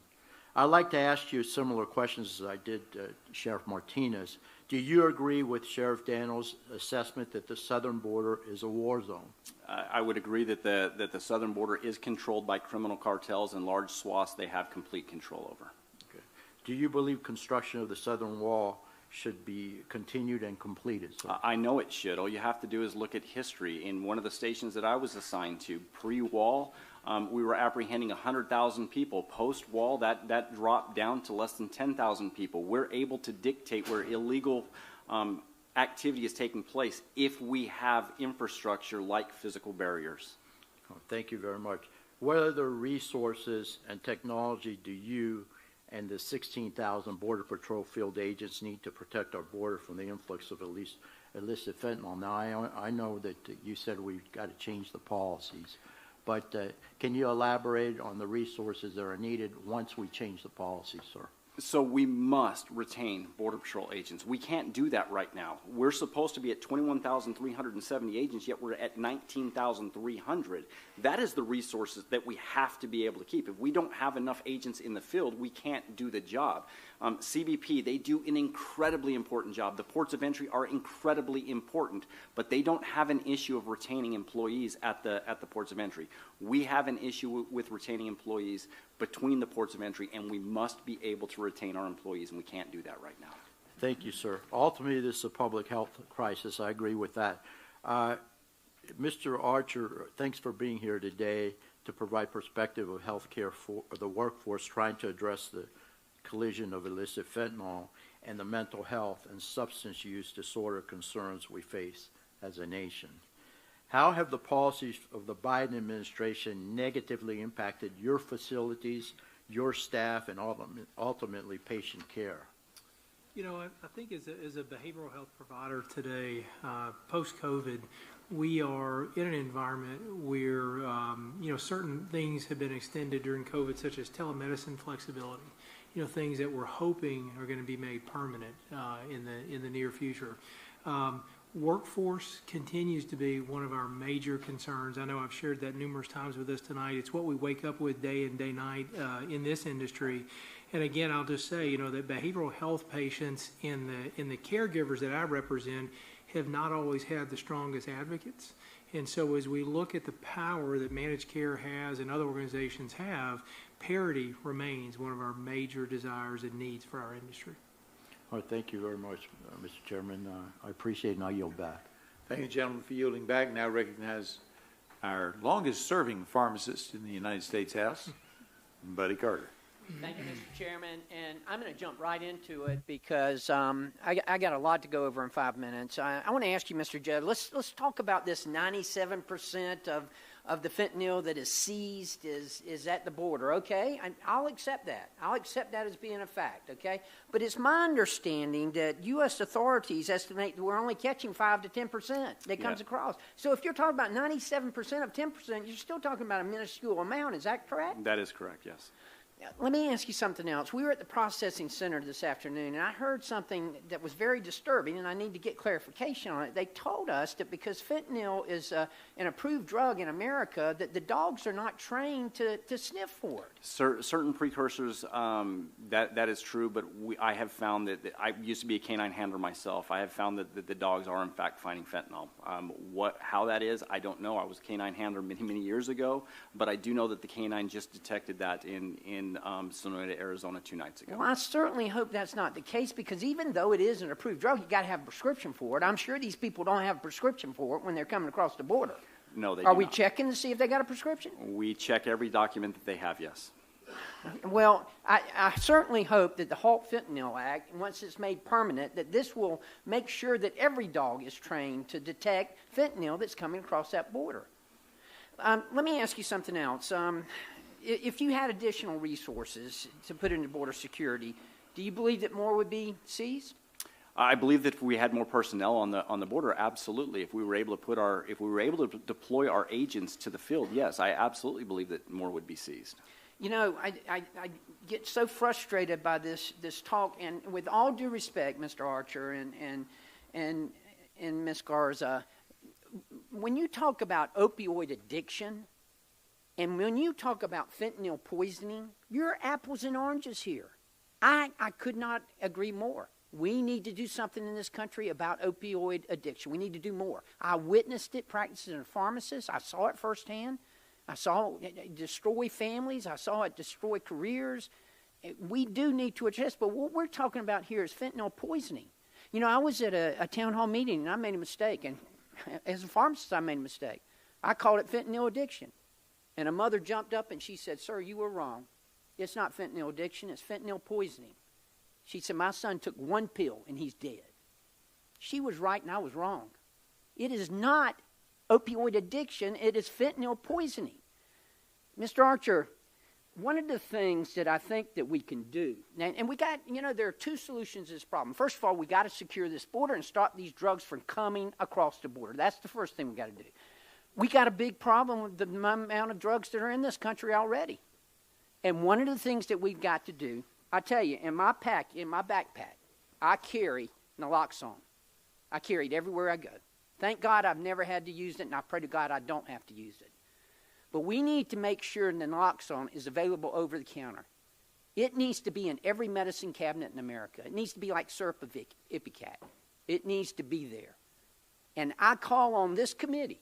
We need to have the FDA, and look, I'm a big critic of the FDA a lot of times, but I got to give credit where credit's due. They've already started the packaging to make this OTC. And now they're waiting on the pharmaceutical manufacturers to catch up with them. We need to be encouraging them. We need to have this. Mr. Archer, have you witnessed this? We have, and I couldn't agree with you more. Well, you know, look, folks, 200 people every day. 200 people every day. If you put 200 people every day in an airplane and crashed it, we'd all be walking. They'd stop it immediately.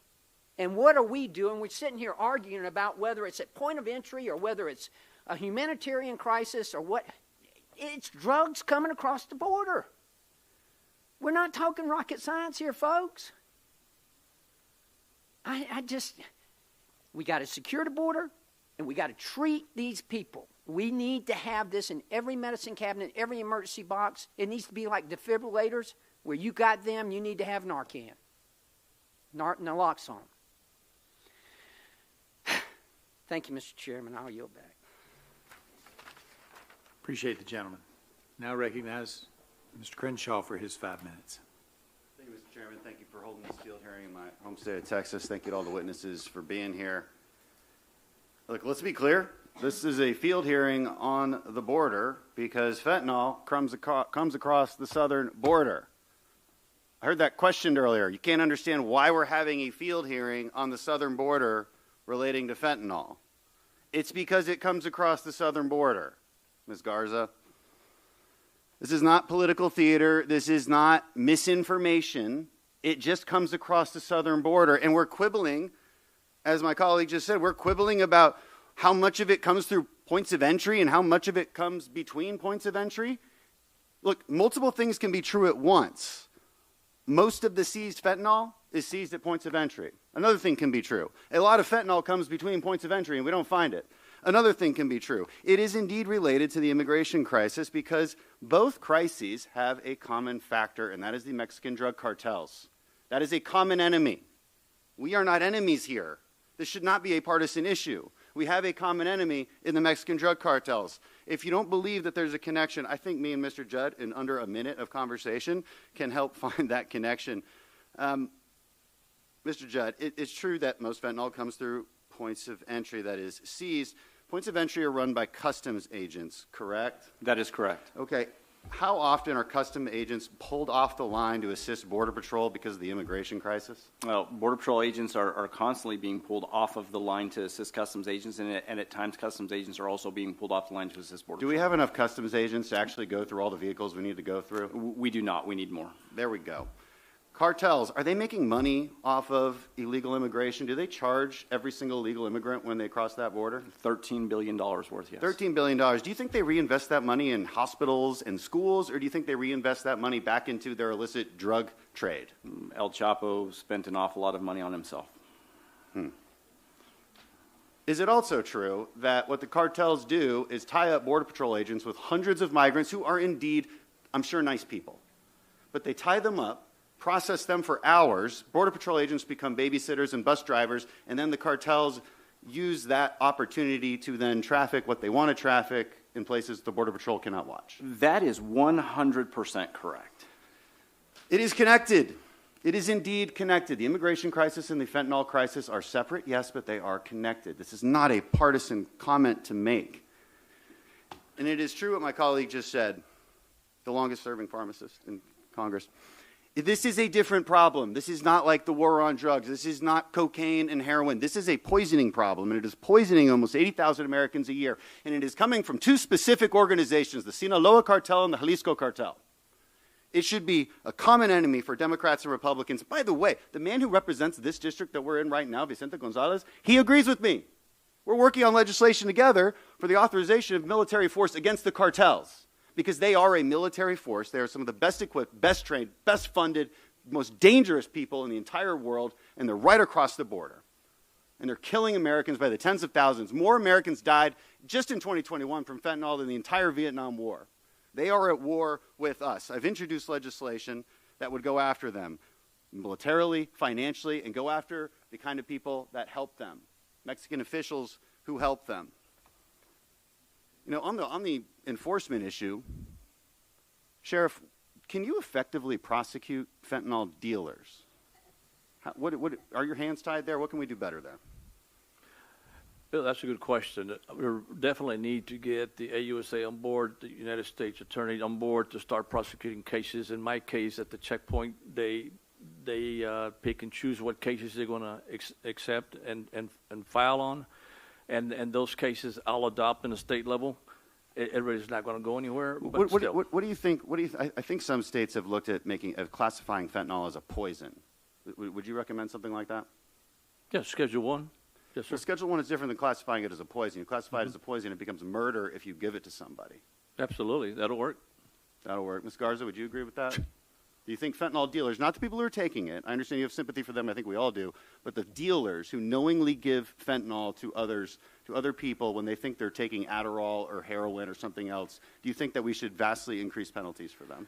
I will say that I recently had a C-section. I had a baby, and I was given fentanyl by a physician. That's not my question. That's in an operating room. We carry fentanyl on our medics packs overseas. I understand that. Do you think that fentanyl dealers trafficking it illicitly, like putting it in Adderall, putting it in cocaine, and then people died, you don't think that those dealers should have a higher penalty?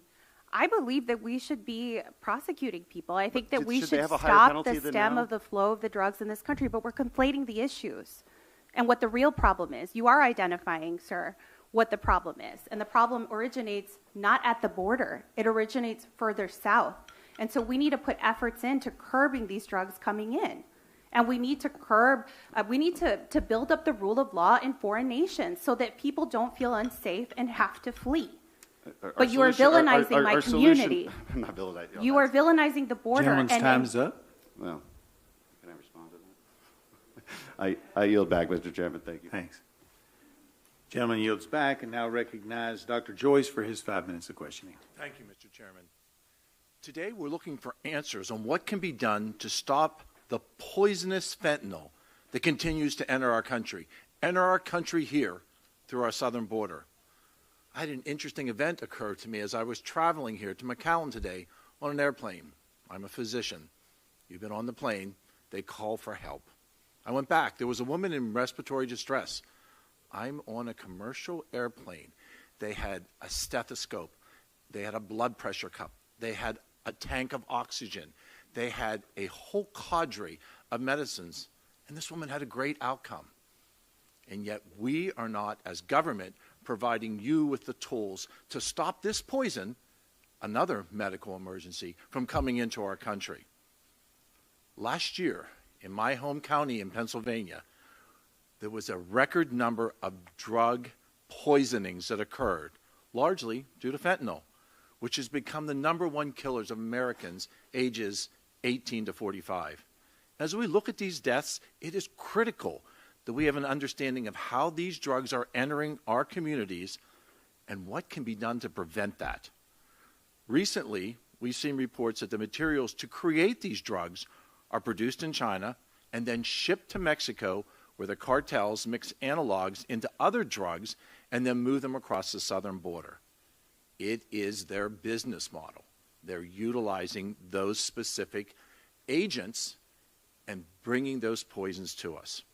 So I'd like to address my questions to you, Mr. Judd. How do you feel the fentanyl precursor chemicals get through Mexico's customs and border inspections? Unfortunately, we can't control what happens in other countries. Afghanistan has taught us that.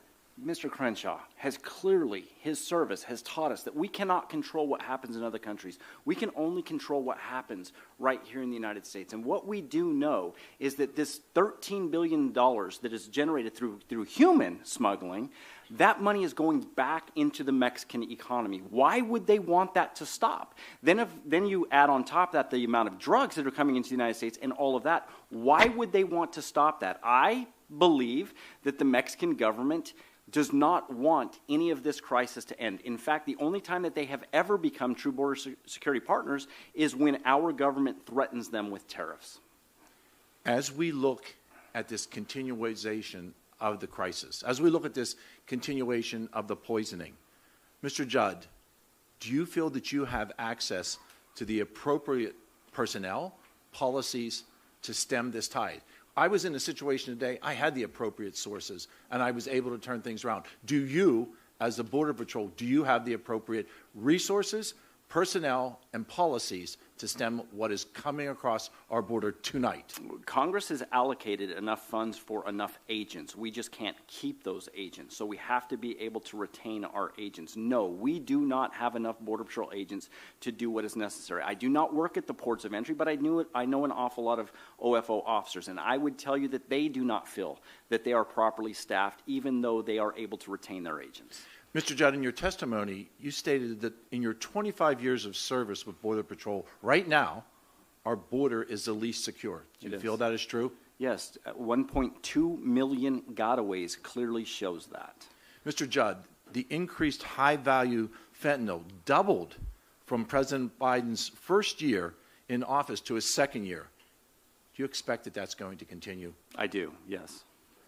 And finally, as president of the Border Patrol Council, do you see this fentanyl poisoning crisis continuing until government, until Congress makes the appropriate steps? I believe that there are executive actions that can be taken, but yes, for the long run, Congress must address this issue. I thank all of the witnesses for their testimony today, and I yield the remainder of my time. Thank you, Dr. Joyce. Now recognize Diana Harshbarger, the youngest of our pharmacists for her 5 minutes of questioning. Mr. Chairman. Thank you to the witnesses who are here today. Mr. Judd, we just talked about this with Dr. Joyce. In your testimony, you mentioned from your firsthand knowledge and experience that the Biden administration's open border policies have so stretched the border patrol agents thin that the number of gotaways is almost too many to quantify. You said that there were 1.2 million. How many do you really think have come across that border? So, being a 25-year veteran myself and talking with agents on a daily basis, I believe that we detect about 80% of what actually crosses the border. Yeah, so there's many more than that. Yes, that's correct. CBP has apprehended individuals on the terrorist watch list, correct? That is correct, yes. So some of these gotaways could well be on that list, on that terrorist watch list. Am I correct? Yes. In fact, just a few weeks ago, DPS pulled over a vehicle in which an Iranian national was stashed in the trunk of the vehicle. That person would have evaded apprehension if it was not for what DPS Absolutely. did. You know, my stats say that 53 people on terrorist watch list have been apprehended trying to enter the U.S. between ports of entry so far this fiscal year. We're seeing an increase in Chinese nationals crossing the border illegally. In the last 3 months of 2022, that skyrocketed by 700%. Do you think the Chinese transcriminal organizations are assisting the Mexican cartels? I do, absolutely. Absolutely. So do I. And as a pharmacist, Ms. Garza, we do use fentanyl for birthing and a lot of other things for cancer therapies.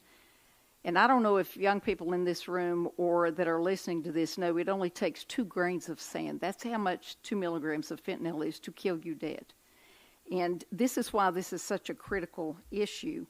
You know, in terms of illicit fentanyl, record amounts of seizures, as Joshua Sharfstein of the Johns Hopkins Bloomberg School of Public Health has said, if you're seizing a lot, it's because a lot is coming in.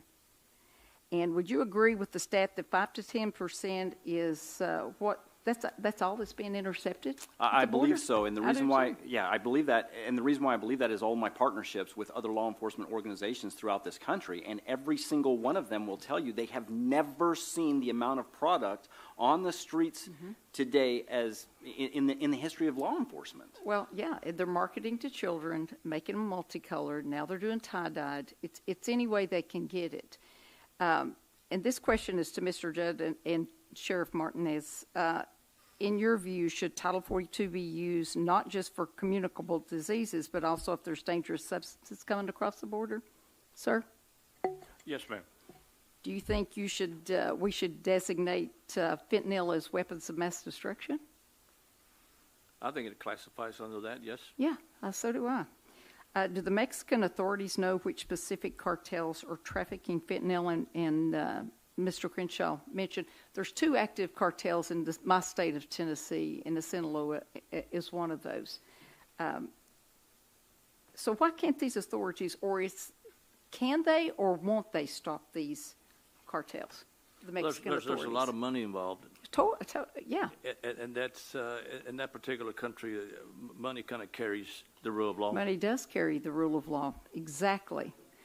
How would you both, Mr. Judd and Sheriff, describe our law enforcement intelligence gathering efforts on cartel members? Is it good, bad, indifferent? No, I think they're doing a great job. I think we just need to have the federal government do the work, do the job they're supposed to. That'll take care of it. Okay. We know who they are. It's just a matter of catching them. You know, when I've been on Homeland Security 2 years prior, I was on Homeland Security with several members in here. And when we went to the border, and this is the 3rd time I've been here, to talk to these intelligence gathering, you know what they ask us to do? They say, we don't need anything, just let us do our job. That's all they ask for. When these cartel members are caught, do they provide you with good information, or is it a struggle? It's an extreme struggle. The only reason that they'll provide us information is if there's something in it for them. Same. I haven't had that experience. They usually just lawyer up and have the court-appointed attorney to take care of them. Absolutely. Should we designate these cartels as terrorist organizations? Yes, we should. Yes, we should. Yes, but my answer is going to be tempered. I very much worry that if we designate them as a terrorist organization, the gloves come off. Right now, they operate behind the scenes, and if they operate behind the scenes, then we can go after them behind the scenes. The moment we designate them as a terrorist organization and we start seizing their assets, they no longer have to operate behind the scenes. They are a terrorist organization. Make no mistake about that. How we deal with them, I think that we have to be very intelligent in the way we deal with them. Well, we need to talk about that, Mr. Judd. Thank you, Mr. Chairman. I yield back. Gentlelady yields back. Now recognize Dr. Miller-Meeks for her 5 minutes. Thank you so much, Mr. Chair. I thank the members of this committee for the hearing, and I thank all of our witnesses who are here today. And let me just say, given some of the testimony I've heard today from my colleagues, that I'm a former director of the Iowa Department of Public Health, have managed programs that take care of addiction, a former state senator, and as a member of Congress have participated in both health care and bills that have been schools as a site of service for behavioral health, no pre-authorization for medicated assisted treatment, addiction programs to help addiction.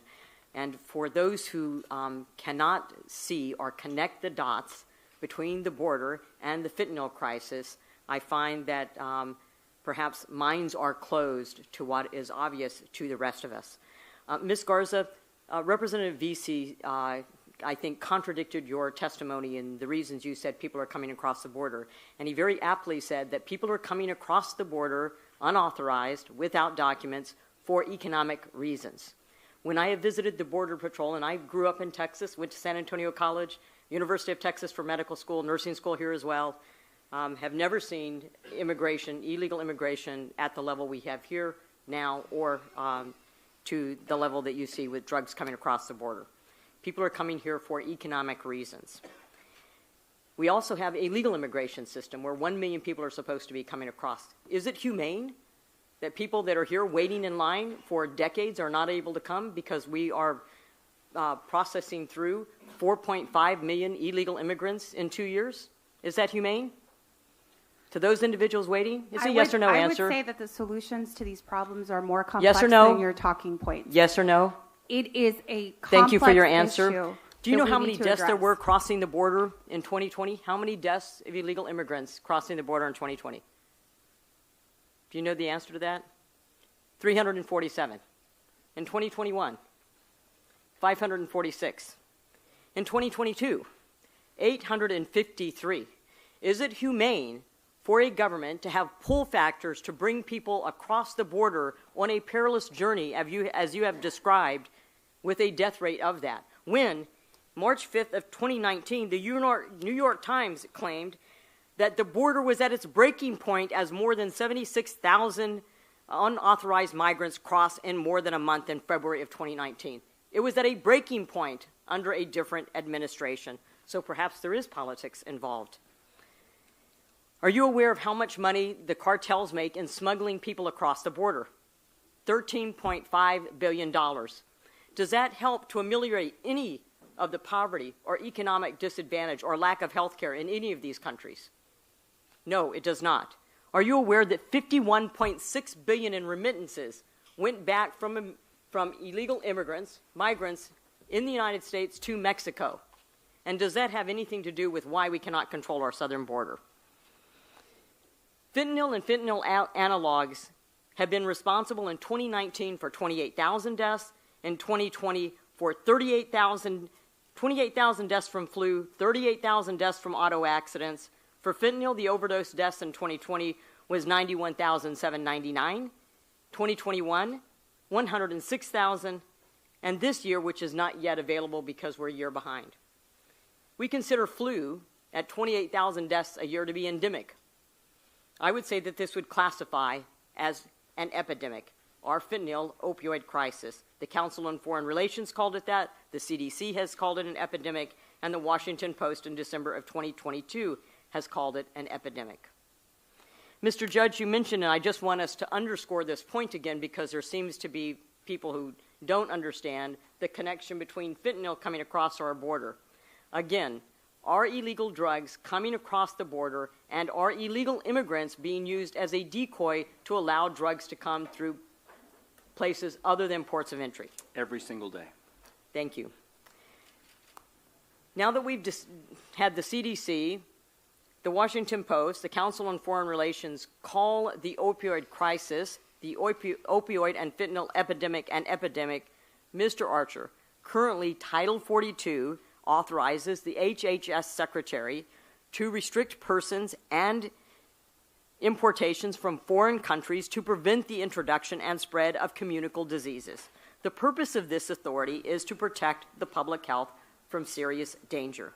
As has clearly been discussed, and as I've just alluded, by non-right-wing publications who have considered the fentanyl crisis as an epidemic, as established today, fentanyl analogs are a clear and present serious danger to the public health of our communities and constituents.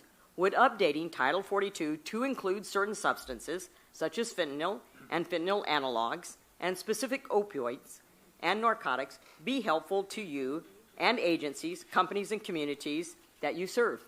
Yes. Thank you very much. I yield back.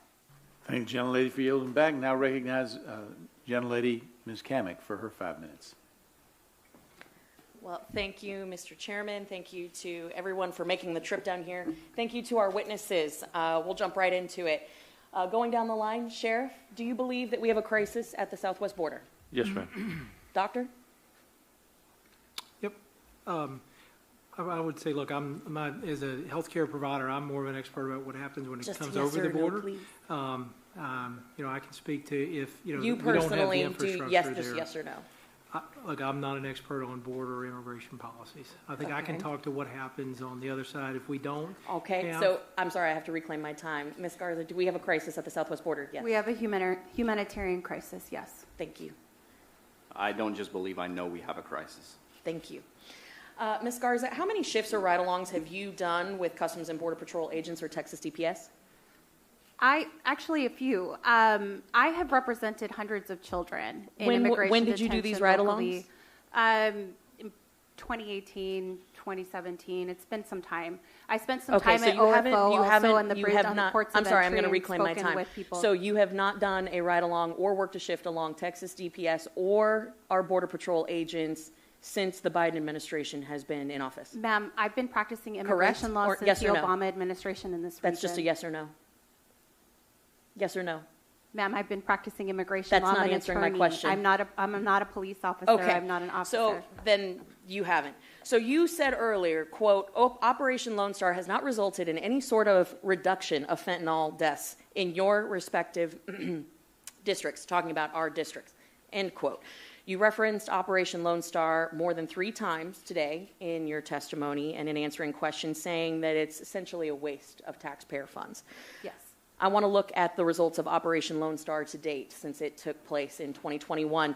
361 million lethal doses of fentanyl have been apprehended, have been confiscated. That's just Operation Lone Star. That doesn't include what CBP or Border Patrol has actually confiscated. So going back to what you said, that Operation Lone Star is not stopping any fentanyl deaths, that it's a waste of money. How do you explain the 361 million lethal doses that have been confiscated? And I guess in your opinion, what is the price of a life then? We are talking about billions of dollars that have further militarized this region and the state of Texas. It has been a waste of taxpayer 361 million lethal doses is a waste of taxpayer dollars? Look, we both care about a a here. We need to address the fentanyl issue. I'm going to reclaim my time. When I reclaim my time, that means you have to stop talking. militarization. 361 million lethal doses is a waste of taxpayer money, in your opinion, yes or no? I believe that Operation Lone Star is illegal. So you and think that it is a waste of money. Ms. Garza, you taxpayer stated, you said, quote, I don't understand why we are here at the border. There is no connection, end quote. Let me show you what the connection is. This is a brick of fentanyl that was found in my district in Florida, in Marion County. This is 958 grams of fentanyl. The people who had that brick of fentanyl crossed the border illegally. That is the connection. And it's not just my district. Every single one of these members here today have illegal substances in their district as a result of the Biden open border policies. That is the connection. Every single one of us has constituents who have been poisoned as a result. To say that there is no connection, that is wildly inappropriate, unacceptable, and to the families that have lost loved ones as a result of the open border policies, you should apologize. There is a direct connection. It's right here. In my Ma'am, they are not coming on the backs of individuals that are seeking asylum. That is in a my fact. county, Marion County, and I represent 12 counties. In Marion County alone, over 70% of the 200 monthly overdoses are fentanyl. These are fentanyl poisonings. And as has been made clear here today by my colleagues, only 5 to 10% of the fentanyl that is being smuggled over the border into the United States is documented. That's what we know of. This is a crisis. I only have about 25 seconds, so I'm going to end with this. Do you agree? Because I went through your Twitter feed, I went through several of the things that you've posted. You talk a lot about social justice. Do you believe that social justice is Biden taking $130 million from homeless veterans programs under FEMA and redirecting it to the border crisis here? I believe that you're using the border as a political talking point. Please answer the question. And we do not appreciate that. Answer the question. Let the record reflect that the witness has declined to answer the question under oath. I will so reflect. Gentlelady yields back. Recognizes the gentleman, Mr. Wahlberg, for his 5 minutes of questions. I thank the chairman and I thank the witnesses for being here, and I thank my fellow committee members for taking the trip down here. And Mr. Chairman, I think this is a good pattern to have on a regular basis of going out to the places we're finding information from and talking to people. I represent a district that goes from Lake Michigan to Lake Erie, the borders with Canada.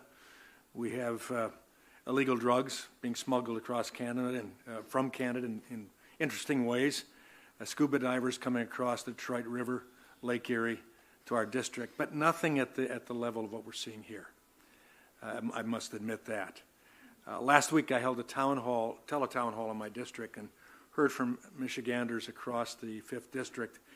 And one community, Dowagiac, Michigan, over on the west side of the state, in fact, told me a person said that they had had 8 fentanyl overdoses happen in their town in 1 week this year already.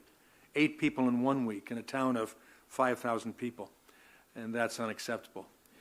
In my district as well, we have, as far as I know, the only facility of its kind that provides low-income housing for individuals who have come through treatment centers and are trying to make it, and rather going back to the communities from which they came, they come to Andy's place, and they have a full panoply of services there: legal services, social services, psychiatric services, job training services, all in the building, and the peer pressure in the positive way that goes with that. We began to see 2 years ago that facility begin to be able to keep up with people coming in. That's all changed now.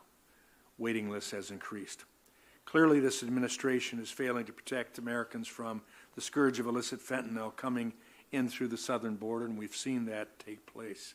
Mr. Archer, with 8 overdoses in just one small town, I'm concerned about the ability of our hospitals to keep up and provide good quality care. Our healthcare workers are already being stretched thin as a result of COVID and the shutdowns and all that went with that. How is the fentanyl crisis contributing to this issue with hospitals specifically? Thank you for the question. I think our hospitals in this nation have never been in a more perilous position. I think post-COVID, we've got a very brittle healthcare system with stressed out workers across the continuum. In a hospital in any community's first goal and biggest focus has to be on its own community. It has to be those that they call neighbors and loved ones. And so I think any massive flow of patients of this type would severely strain and has a risk of breaking many of the health systems. That is a concern, and then the impact that it has on families trying to Yes, deal sir. with that as well. The care, the cost, the upheaval in life also. Mr. Judd, thank you for your longtime service for our country. You've had an opportunity to talk about some things that you need. Specifically, you've said we need more Border Patrol agents. We accept that. In what we saw today, even in the processing center, and how many staff were needed from all aspects of the border protection, and then not on the border. In a list of priorities, what works best in tools for securing the border? Could you list it priority-wise, starting with Border Patrol agents? Yes, but yeah, look, I never want to put the cart before the horse. I will always say that we have to have policy. Policy is the number one thing that we need. Once we have policy, then we can evaluate what else is necessary. After policy, I would then say personnel, both at the ports of entry, between the ports of entry. Once you have the personnel, then I would say technology such as infrastructure. Once you have the infrastructure, you can work down. But you have to see what works and then work down. Otherwise, all you're doing is wasting taxpayer dollars, and I don't want to do that. when we saw infrastructure upgraded just a few years ago, even on the most eastern edge of this area, the Rio Grande Valley area, when we saw infrastructure, whether it was water, whether it was electronics, did we see significant downgrading of the influx at the border? So where we really saw it was in policy. Once President Trump implemented the migrant protection protocols, that's when we saw it. But then couple that with everything else, yes, that's what happened. But even President Trump struggled with illegal immigration until he implemented the migrant protection protocols. He created the will. We always say don't recreate the will. He did create the will because no will existed and he had to do it. Thank you. My time has expired. I yield back. Gentleman yields back and now recognize Mr. Weber for his 5 minutes. Thank you. I'm not going to have a whole lot of questions. I'm going to give you some background. I served in the Texas legislature for 4 years with Rick Perry, with Governor Abbott, now Governor Abbott. Operation Lone Star is a huge success. When we were in the back then in the border in 2011, when I was in the legislature, Steve McCraw, director of DPS, told me personally that 5,000 Texans had been injured, violently raped, pistol whipped, pistol beaten, homes burglarized, cars stolen, businesses broken into by people, illegals who aren't even supposed to be here. That's 5,000 Texans back in 2011. I shudder to think what it is now, Brandon. The latest provisional mortality data from CDC, y'all know this, has come out for in January 12 months ending in 22, 80,590 deaths, 75%, 66.5%, were involved in synthetic opioids, primarily illicitly manufactured fentanyl. Look at the CDC's website. They're on the rise. 2020, it was 57,000 deaths. Now it's 71,000 deaths. If you divide 71,450 deaths by 365 days, it's 195 deaths a day from fentanyl. If only 20% of those deaths from the open border came through the open border instead of those ports of entry that have been touted here, all right, then 20% of 71,450 deaths, oh gosh, that's only 14,000 deaths a day. Wow. That's almost one passenger airliner a week crashing in our country. How long do you think that would go on before Americans would rise up and say, enough is enough? I was also on the Pub Ed Committee in the Texas legislature. Texas has, this is from mypublicschooltexas.org. I looked up the different .org. I looked up the stats. 1,026 districts, 5.5 million students. Divide that out. The average school district is about 5,360 students, K through 12. When you brought in 70,000 unaccompanied minors 2 summers ago, you just brought in 13 complete school districts. Somebody has to pay to educate. Folks, we cannot be the charity for the world. And if you want to be gracious about the school district figures, dare I call it liberal, let's use 10,000 students as the average school district in Texas. Oh, gosh. Then it's only 7 complete school districts every summer that we're bringing in that somebody has to continue. We absolutely can't do this. Your heart goes out to people who are in countries less fortunate than we are. We cannot be the charity for the world. There is a system set up for them to seek asylum, seek sanctuary, if you want to choose that word. Stay in their system, make the claim that they're persecuted by their government, they're persecuted for their religion, or they're part of a group that is persecuted, whether it's due to their sex or their religion or whatever. Those are the 3 reasons to want to claim they need asylum. Do it in their own country before they come here. I speak Spanish, un poquito más o menos. Nosotros de ustedes, o todos de ustedes necesitan aprender español, ¿verdad, señorita Garza? Sí. You all need to learn Spanish. I've been on the border 9 times.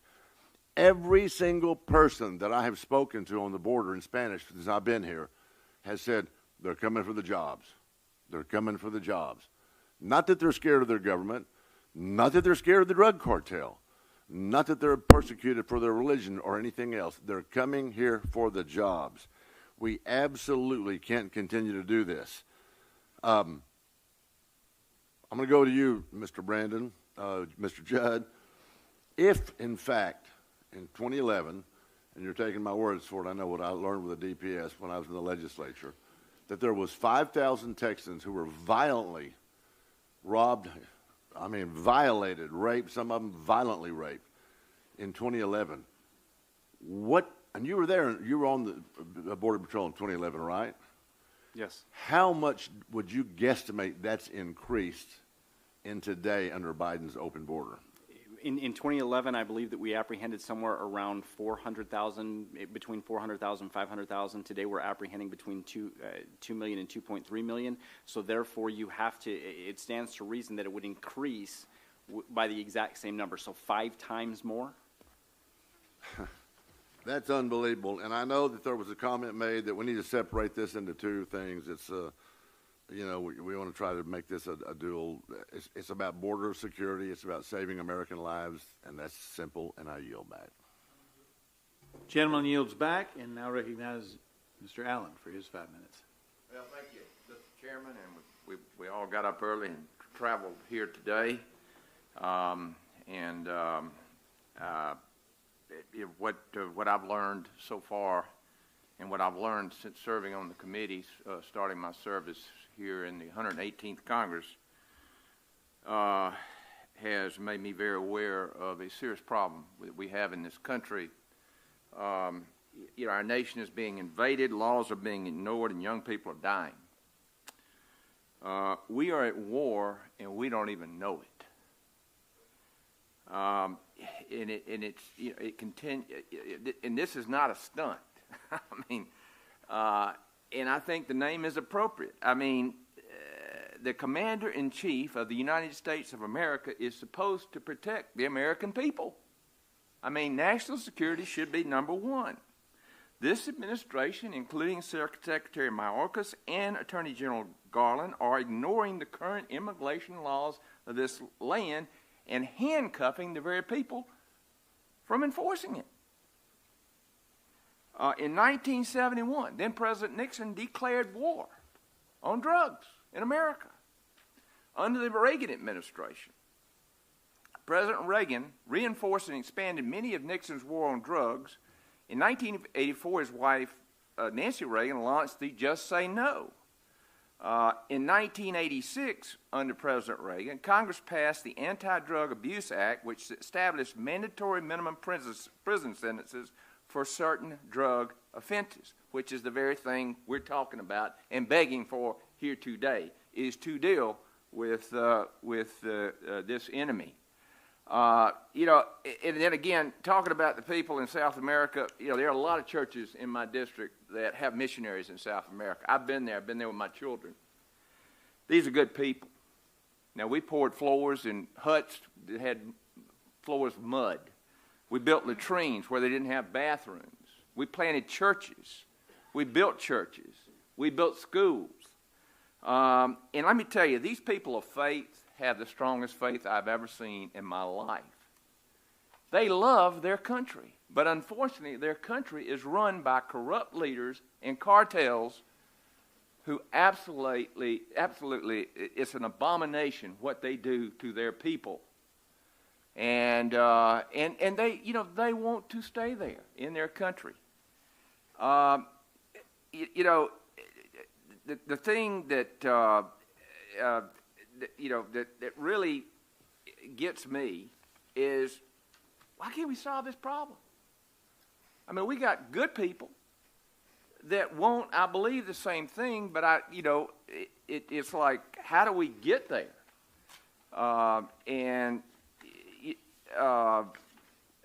Mr. Judd what will it take for you to secure that border?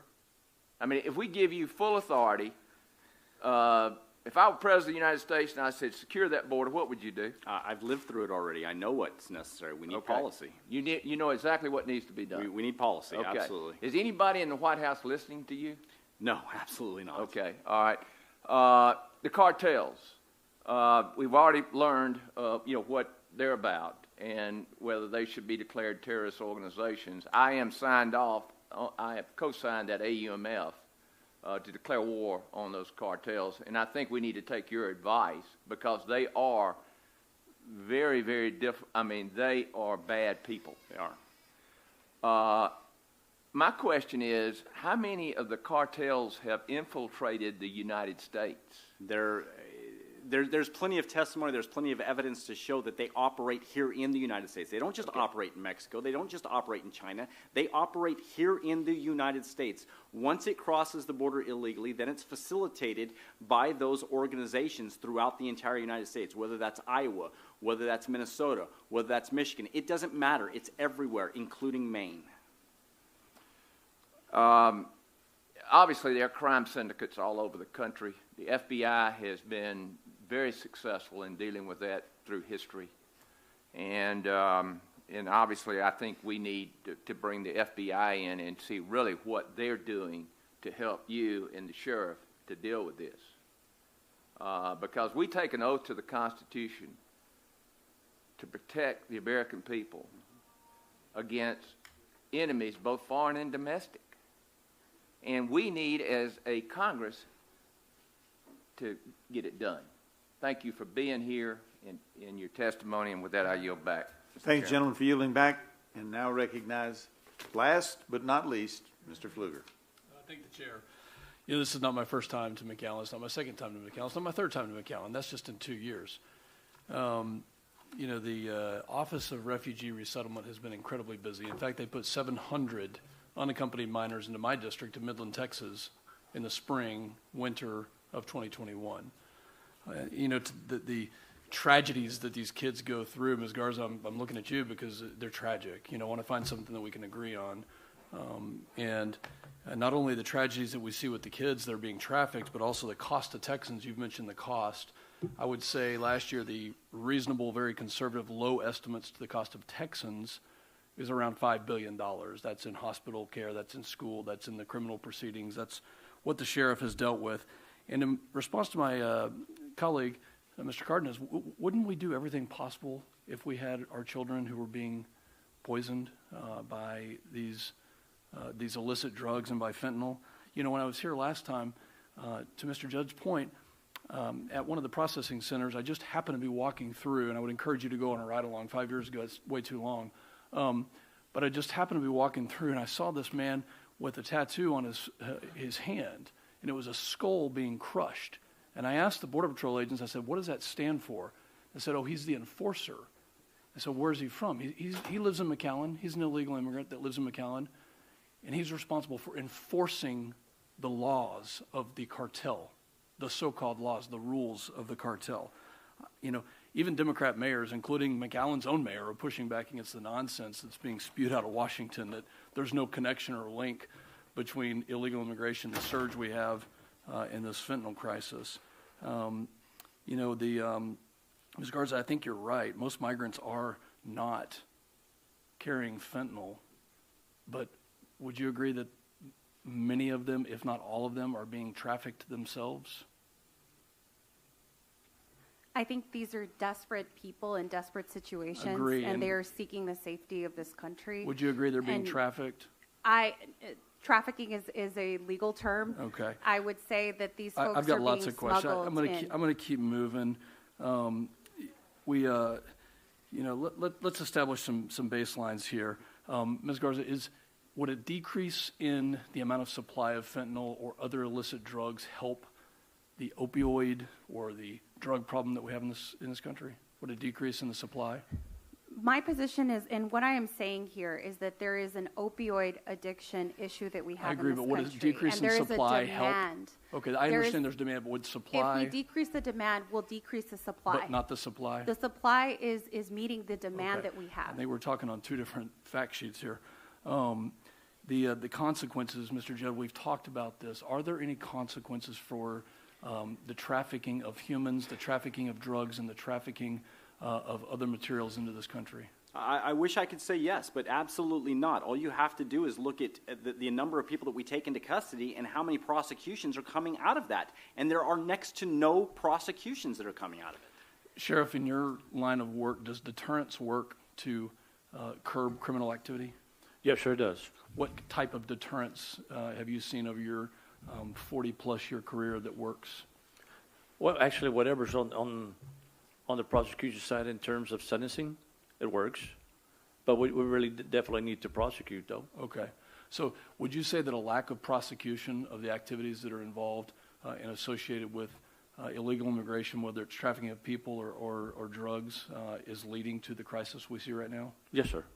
Mr. Judd, well, you've kind of just answered this with my colleague, Mr. Allen, but what's the root cause of this surge? And what's the connection of the surge of illegal immigration to fentanyl?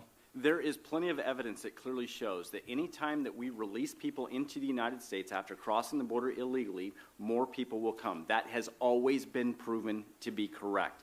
And what we have seen under this administration, we have seen more people be released into the United States after crossing the border illegally. And if you do that, if you reward people for violating our laws will be violated.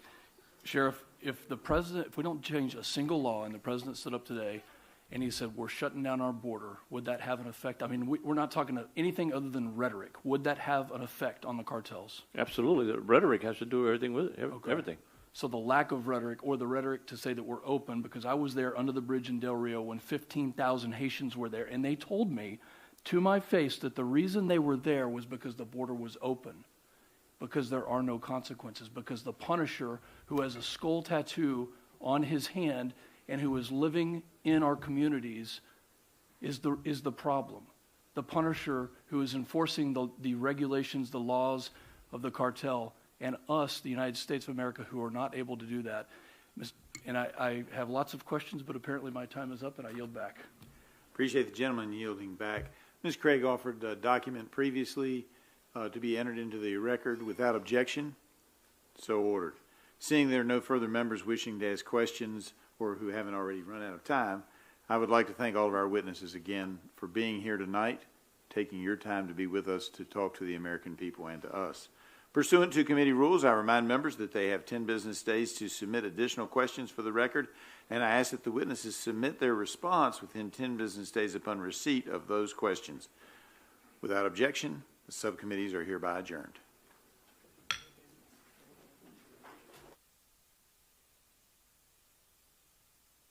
Pursuant to committee rules, I remind members that they have 10 business days to submit